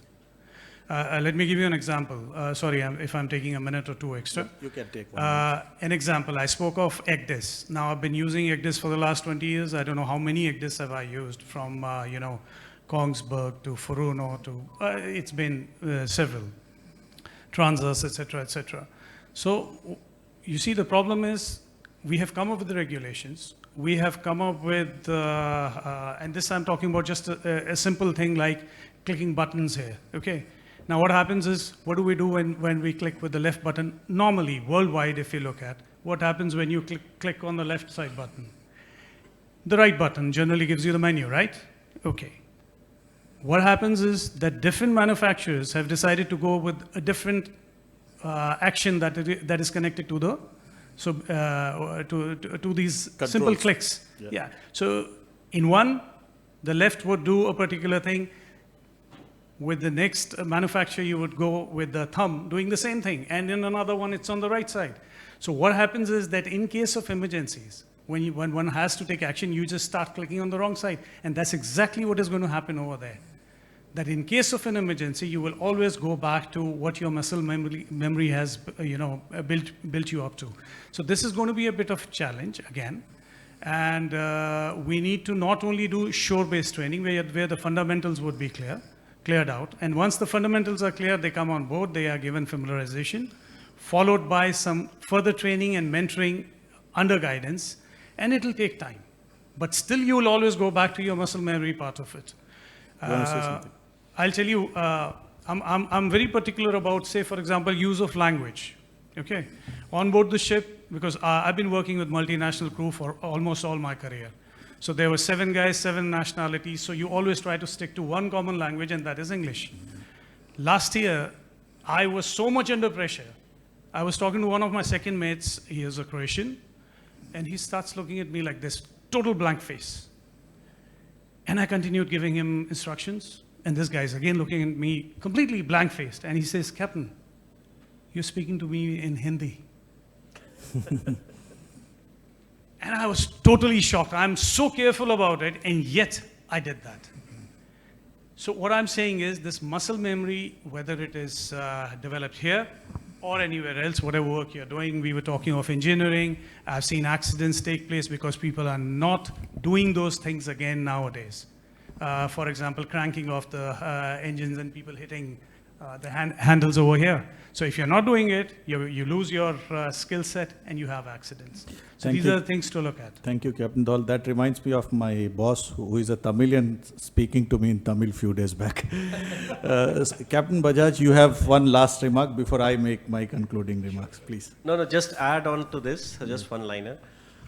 So that is why there is a whole discussion on the industry about harmonization of bridge design. So by use of these hardware equipment that we are talking about, the handover procedures, how an AI will hand over to a human. See, machines to machines is not a problem. They know the code. They are common code. But the biggest problem with the mass code is going to happen with half people autonomous and half people humans. So that's why there is a whole talk that how the machine speak will be translated into a design whereby all the handover procedures will be harmonized across all manufacturers. Just wanted to add that. Thank you. Ladies and gentlemen, we have come to end of this session. I'll go to the question answer. I would only say that for India, engaging early with these developments means not only embracing innovation, but also helping shape the standards and institutions that will govern the future of global shipping. I open the floor for question answer. Good afternoon, everybody. Wonderful presentation, wonderful interaction, but a panel discussion doesn't get over without a question answer session, whatever the time is. Well, Nebu, sir, I would like to tell you that remission of sea time for simulation is a finished thing. Now, what is left at IMO is only the duration. For each day, what is the remission to be given? Now, there is no more argument whether you will get remission or not. It is already permitted under Article 9 of the Convention. Now, what India needs, and today's session is for India, we are to be ready for the future seafarers. My question is, today we are doing IGF course, and that is enough, we say. But we have also now come out with interim guidelines. But then it is for the DGS to come out mandating this before the mandatory thing comes into the STCW chapter 2, 3, 4 or 5, wherever it is.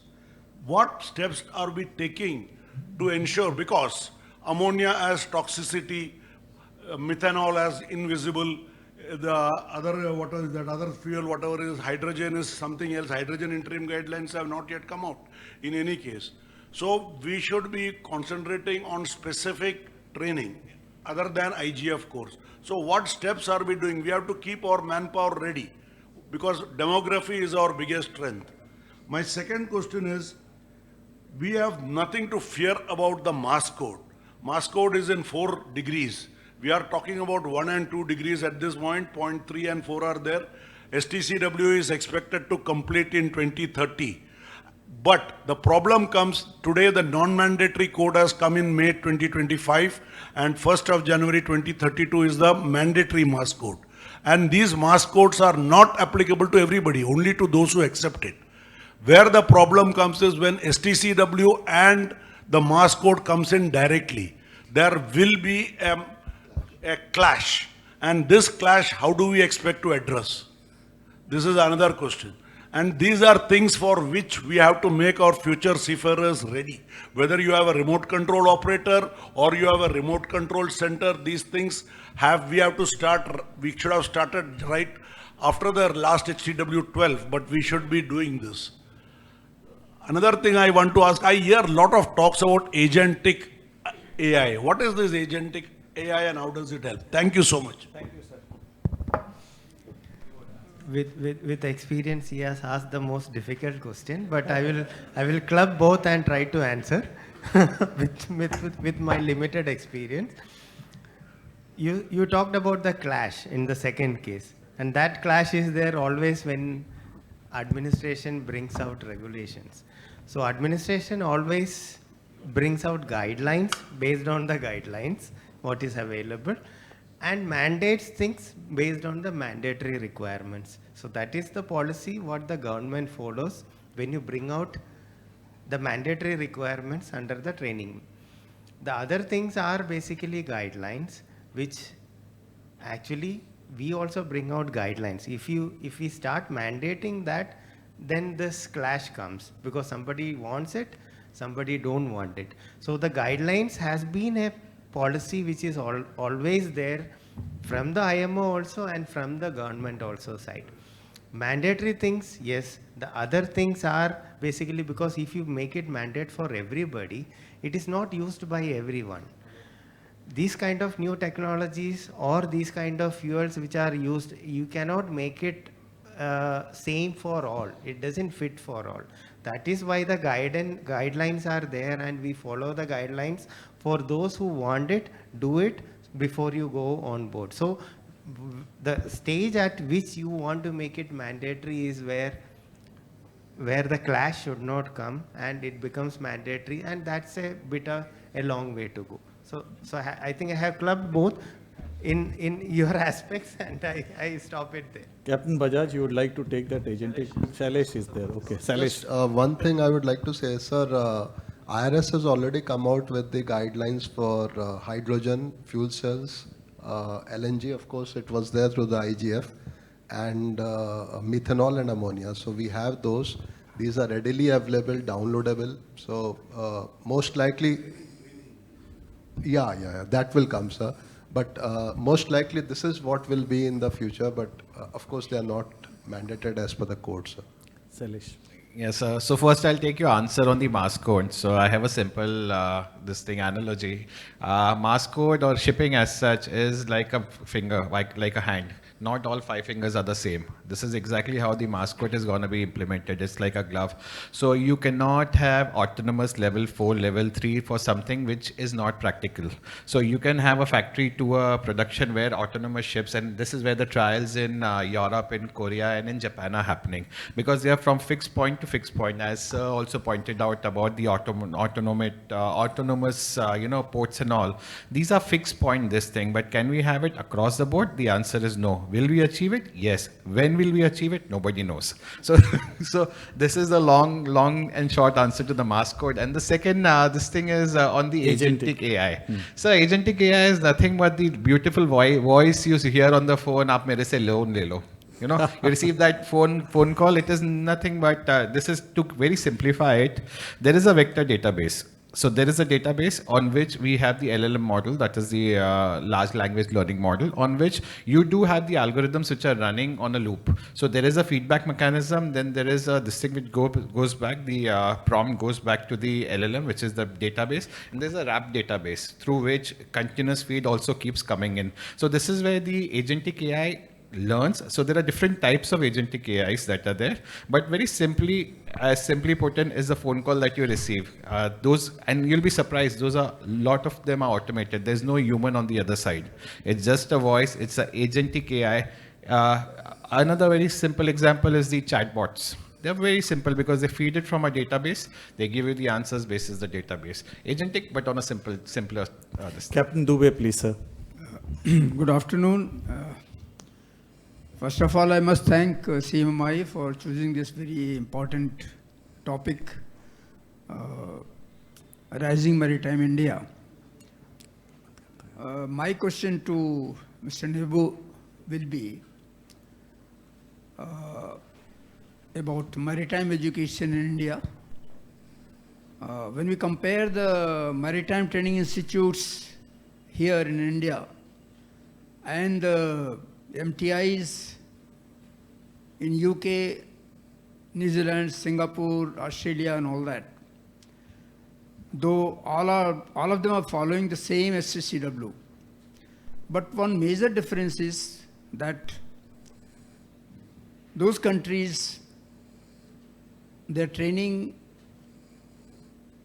the candidates of their own country as well as for the rest of the world. Whereas in India, we are not doing so. We are only training our own people. That's it. Why not? Question is, why not we make India as a maritime training hub for the rest of the world? By creating atmosphere, by creating facilities, by making changes in the regulations. That is my question. Thank you. My answer is, sir, why not?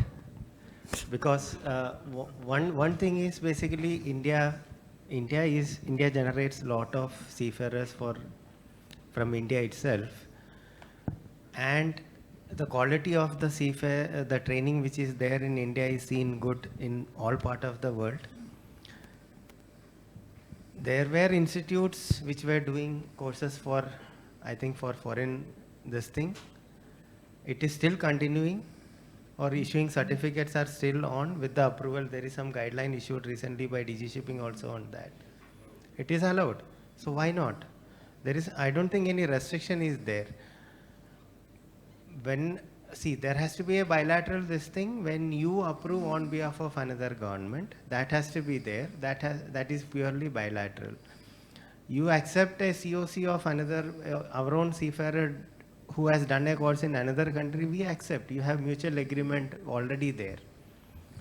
So I don't think anything stops that. When there is a mandate and you follow a procedure which has to be done in that way, it can be done. Exchange of candidates and all, it can be done. There is nothing stopping that, as far as I understand. Sir, I think we are running. I will take the last question, Captain Gyanendra. Thank you. I think last time also I had the last question which could not be taken up. Okay. Thanks a lot. A very informative panel, I would say. And I would still especially mention Captain Sandeep Dhol, who maintained his stand as a master. Because he made it very practical. His answers were to the point and which brought out the problems. What I would like to say is, have we not observed that we have trainers over here, you all are in the field of training. Seafarers do become more and more averse to training as we grow in our career. Do we observe that? The room is empty is an indication. We are in Mumbai, thousands of seafarers not present here. What are we doing for that and what can we do for that? That's one. Secondly, we sit with superintendents, our friends are in various offices. You talk to anybody and he'll say, "Jahaz pe, chhod do yaar, pucho mat." We have to do everything from here. After all this training that we are talking of, why still today, with every passing day, this statement is getting more and more prominence? That all the load is on the shore. Seafarers not doing anything. Do we agree to that, and what do we do about it? Captain Gyanendra, regarding attendance, I would like to say rain is also one of the factors. But the other part they will answer. I'll just take one more question from online. Captain Rajiva, if you can say. Yeah, meanwhile, if you can take. Who likes to answer? Yeah, Captain Dhol wants to answer, I think. I don't have a question. I will Captain Phillips has asked a question, so I would like to put in my, I don't have a question, I would like to only add up one. Captain Phillips has asked about the agentic AI, to my understanding, in a simple dummy language, what I have understood. Namely, chatbots are today there, or search engines are there. You tell that how to make a pizza, it gives you total processes step by step. Agentic AI is something like, you say, I want to have a pizza, it will tell you the recipe and also check your kitchen and tell you these items needs to be ordered. So it will go one step ahead. It will find out the next task, and if you allow it, it will order also in Blinkit, and you get it at home. Absolutely, sir. So if I'm not wrong, agentic AI, that's what agentic AI is. Thank you very much. Next time, I'll answer to Captain Gyanendra. Okay. Yeah. So, yeah. One to one, you want to answer him? 1-to-1, yeah. Okay. So you get the answer, sir. I've been out ashore for almost 14 years now. Yeah. Been a long time, unlike Captain Dahl, who's been still sailing. Who is to blame? The question is that. You may answer that. Who is to blame? Is it us or is it the seafarers? When we were trained, when we were cadets, I am pretty sure that all of us have washed toilets. All of us have gone through, the tough regime of, that time the rest hours were not there. That time the, STCW had just started coming in, yeah, or ISM code had just, as we say, humko ragada gaya tha. That was the way we had trained, yeah. Today, are we doing the same with the cadets? Are we doing the same with this thing? I'm not talking about non-legal. I'm not talking about anything illegal, but the training process. We talk about a lot of simulations training. We talk about a lot of, today, if we have not trained them well and we expect them to even move a spoon without our permission, it is us to blame. That is where accountability comes into play. This is where responsibility comes into play. Sorry to interrupt. There is a lady, I am being told that her question has to be taken. So, yeah, you are the last one to ask. Please go ahead. Good afternoon, everyone. I have a question for the panel. So, sir, what are the major skills the cadets are lacking these days? Can you repeat your question? Major skills? Major skills the cadets are lacking these days. Cadets. Okay, cadets are lacking. Cadets are, major skills cadets are lacking. Oh, Captain, we are putting him in the, please, Captain Dahl. Something I would first like to, what's your good name? Sir, Naira Ashraf. Naira, great. Naira, I'll just come to you in a minute. Before that, I would like to talk about something about Captain Shailesh was talking here about. Training. Sorry? Aversion to training. He was talking. Yeah, who's to blame? See, what's happening out at sea, the other side of the story, because I don't know how many sailors are still here in the room. What's happening at sea, basically, is because of the accountability and because of the responsibility, not many people are actually taking or supporting the youngsters to do the things like, for example, cleaning up. Now you have a code against harassment. Then you have issues with regards to safety is a big issue. We all spoke about any kind of safety issue, whether it is an accident where a ship runs aground or there's a fire or somebody gets hurt, it's blown out of proportion. And what happens on board the ships is that you sometimes get people, let me give you an example. Examples work best for me. A third mate coming to me, the gentleman was already 3 or 4 ships old. And I tell him, okay, you go, second mate, you go forward, you go aft, stations wise, who's going to go where? And this guy comes to me on the side, he tells me, he says, Captain, I've never done a station. 3 ships, this is the 4th ship. He says, I've never done a station. Who's to blame? It's the system. The way we have built the system and for which people ashore and in regulatory bodies, all of us are responsible, but we don't talk about it at all. Yeah. So we are responsible for what is happening actually out there. People are scared, and I'm talking about senior officers scared. They say, okay, I'll do it myself, leave it. Who wants to get, a harassment suit or something like that? Who? So the question is, we all are collectively responsible. It's not about 1 or 2 people here. Eventually, that gentleman was told, I said, tomorrow morning you are definitely going out for stations. That's for sure. That's, we're not arguing about that. But this is what you're going to do. By next morning, you're going to be ready with this step. And the gentleman did it, and 2 months or 3 months down the line, when he was doing his stations, now on the LNGs, we have got these lines, HMP lines, etc., the soft ropes. You have to protect them to put these lines, you have to put the covers on, etc. And it takes a lot of time sometimes to get the thing right. The timings have to be, the placement has to be correct. This gentleman was doing faster and safer than anybody else put together. So why was he not doing for the last 3 or 4 ships the very thing? This is a problem that we have across the field at the moment. Sorry, Naira, what was the question? Can you please repeat again? Just speak out loud, that's good enough. What skills cadets lack in today's time? Yeah, in my opinion, cadets do not have any lack of skills. It's up to us what we do out there.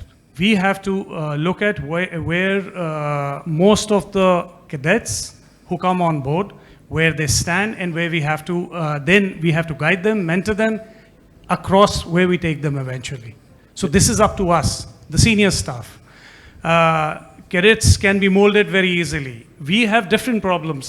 Sorry if I'm taking time, because this is a forum I would love to talk to. Yeah, it is. It has been long that as a master I've been wanting to talk to people who actually matter. You see, we have difficulties at sea. When we talk about training youngsters, there are people who cannot make decisions. Why? Because we hold them accountable for everything, all the time. And these accountabilities come from shoreside. The same very people who perhaps say that we don't matter. We are the ones, the other side is the one who is actually doing everything. It is not so. There is a whole load of work that is going over there as well. And it is not that people ashore are not working. They are the same. They are also going through same amount of this thing. So we need to actually collaborate over here and find solutions. That's the way I see it. So to answer your question, no, there's nothing wrong that the cadets are doing. There is no lack of skills. You have to keep working hard. The times are getting shorter. Your training in certain ways is becoming better. And in certain ways, your skills need to be improved. So you need to work hard at it. You have to keep developing skills on a regular basis, and that's how it has to be done. Thank you, Captain Dhol. I'll request Captain Bhasin to please come up on stage for felicitating the panelists. Please, sir. So first, Captain Sandeep Dhol, please. I'll call you, sir. Please. Sir, आप करिए.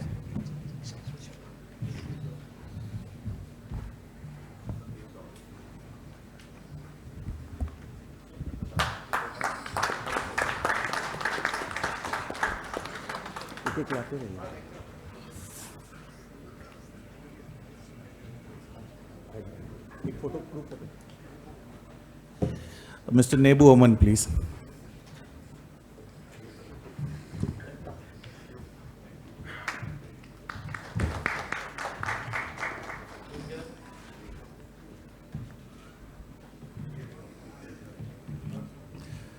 Mr. Sandeep Kumar.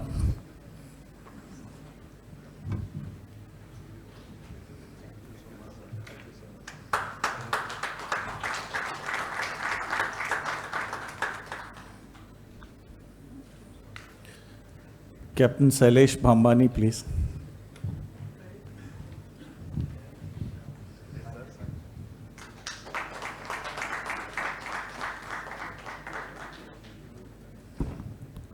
Captain Gaurav Bajaj, please.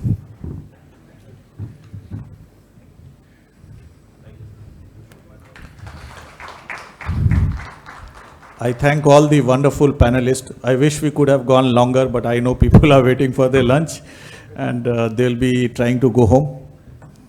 Sir.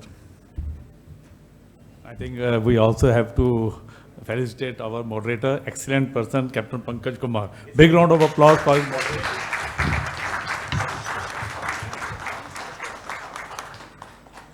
It's like getting a gift at home, you know. Thank you, sir. Thank you.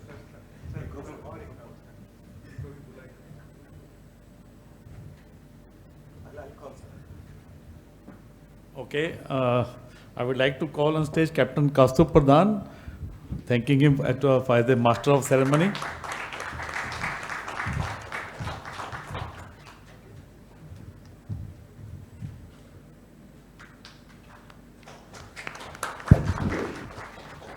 Captain Amandeep Bhalla, please. Sir, wait.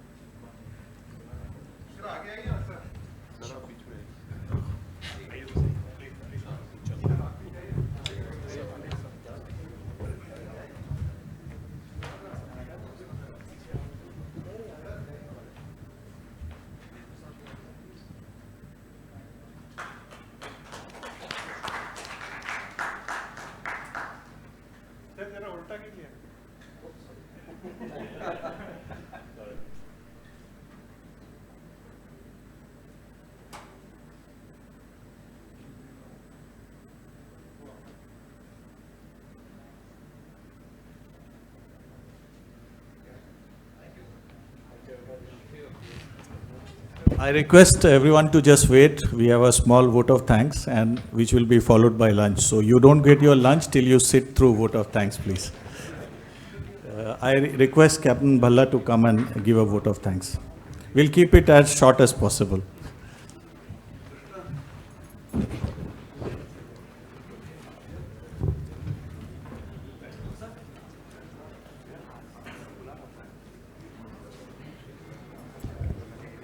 Ladies and gentlemen,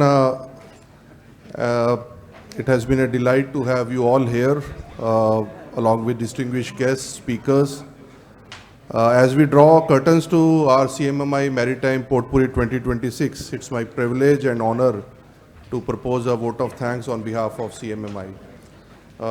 First and foremost, a big round of thanks to all the participants who have been here in physical presence, being despite heavy rains outside from a week now, and also dedicating the time on the Saturday, where most of you would like to have a personal time. So this shows that your passion for the maritime industry and commitment for learning. Thank you very much to all of you. A sincere thanks to all the participants who have been joined online. I've been just told by the team we had almost 170 attendees online. No wonder, because of the paucity of the weather outside. So thanks to all of them to join online. This shows that, a maritime community remains connected, collaborative, even through this media.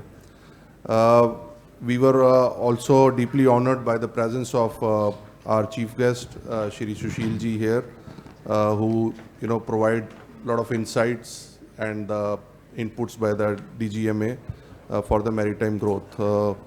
My sincere appreciation goes for all the speakers and the panelists who have just finished a round of discussion. Their expertise and experience and insights provided us a lot of food for the thought and the future growth of India, especially touching upon the seafarer training, which our invited sailing master has put, Captain Sandeep. A big thanks to them. My special thanks goes to Captain Abhyankar, who have taken time out to travel all the way from Ahmedabad to join us over here. It has been a very good gesture, sir. Thank you very much. And this has been very fruitful for us. Thanks to Pankaj for moderating the panel so ably and keeping the speakers engaged. So thank you to him. My thank you goes to Captain Pradhan also, being the master of ceremony and taking us through the proceeding in a really seamless connection. Thank you very much. I would like to place on record a big gratitude and thanks to all our sponsors and the supporting partners whose generous support and commitment has been instrumental in making this seminar possible. Your partnership has contributed significantly for the success of this seminar, and we look forward for your continued support ahead also. Thank you very much. Thanks goes to Sailor Today, who has joined in at the last moment and brought this entire event on a much bigger scale by providing a YouTube coverage to that. Thank you to Sailor Today and Captain Nangia for this. I would like to also shortly give appreciation to the Bharat Ratnam management team who has made a wonderful arrangements over here, which made the attendees presence here with more comfortable, and everybody is experiencing it. Finally, a special thanks goes to the entire CMMI office team and the seminar committee, who have worked tirelessly behind the scenes over the past more than 2 months now.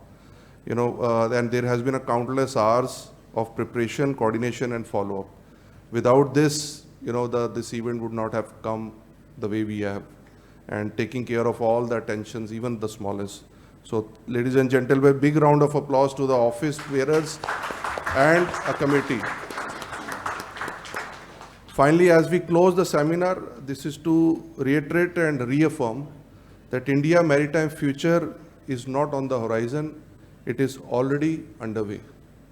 Okay, so with the rising maritime India and expanding ports, fleet growing infrastructure, we are standing at a threshold of unprecedented opportunities now. As we say, the future belongs to those who are prepared to navigate it, and today's discussion have shown that Indian maritime community is already leading that way. So once again, thank you all for the participation, enthusiasm, and valuable contributions. On behalf of CMMI, I again put on record appreciation, gratitude to Maritime Press, who is covering this event, Marex, C-Jobs, Bhandarkar Publications, and Maritime Destination. Thank you, all of you. Before we disperse for the lunch, I would like to have 2 photo sessions to have this seminar closure.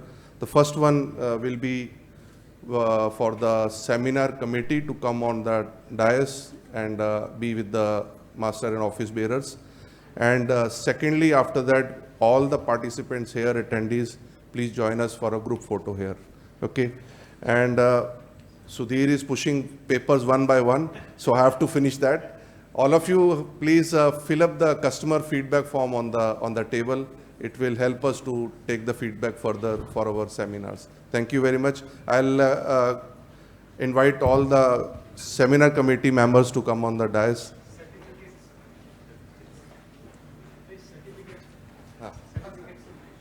Yeah, as I said on the starting of the seminar, digital certificates will be sent to all the participants here as well as attending online. So once again, a reminder, you can always write to the CMMI office, email your number, name, and email ID so that they can forward it. Thank you very much.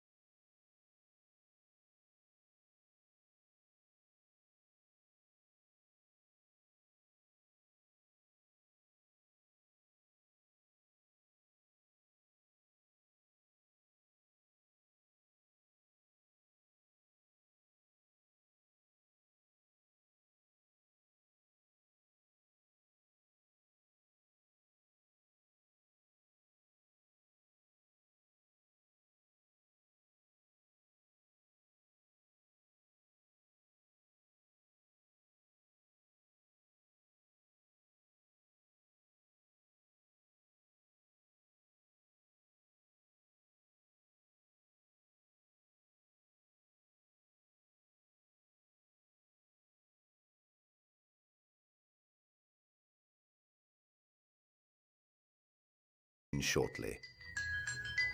Today, maritime leaders come together for meaningful discussions on shipbuilding, port development, investment, and preparing seafarers for the future. We look forward to a fruitful exchange of ideas and perspectives. Please stay with us. We are about to begin. Ladies and gentlemen, welcome to Maritime Potpourri 2026. Our program on Rising Maritime India will begin shortly.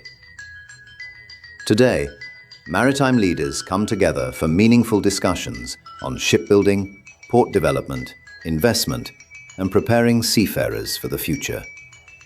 We look forward to a fruitful exchange of ideas and perspectives.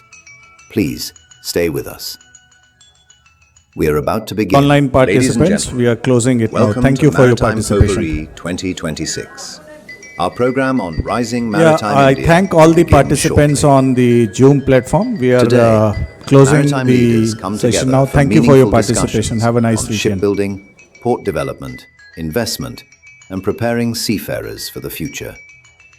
We look forward to a fruitful exchange of ideas and perspectives. Please stay with us. We are about to begin. Ladies and gentlemen, welcome to Maritime Potpourri 2026. Our program on Rising Maritime India will begin shortly. Today, maritime leaders come together for meaningful discussions on shipbuilding, port development, investment, and preparing seafarers for the future. We look forward to a fruitful exchange of ideas and perspectives. Please stay with us.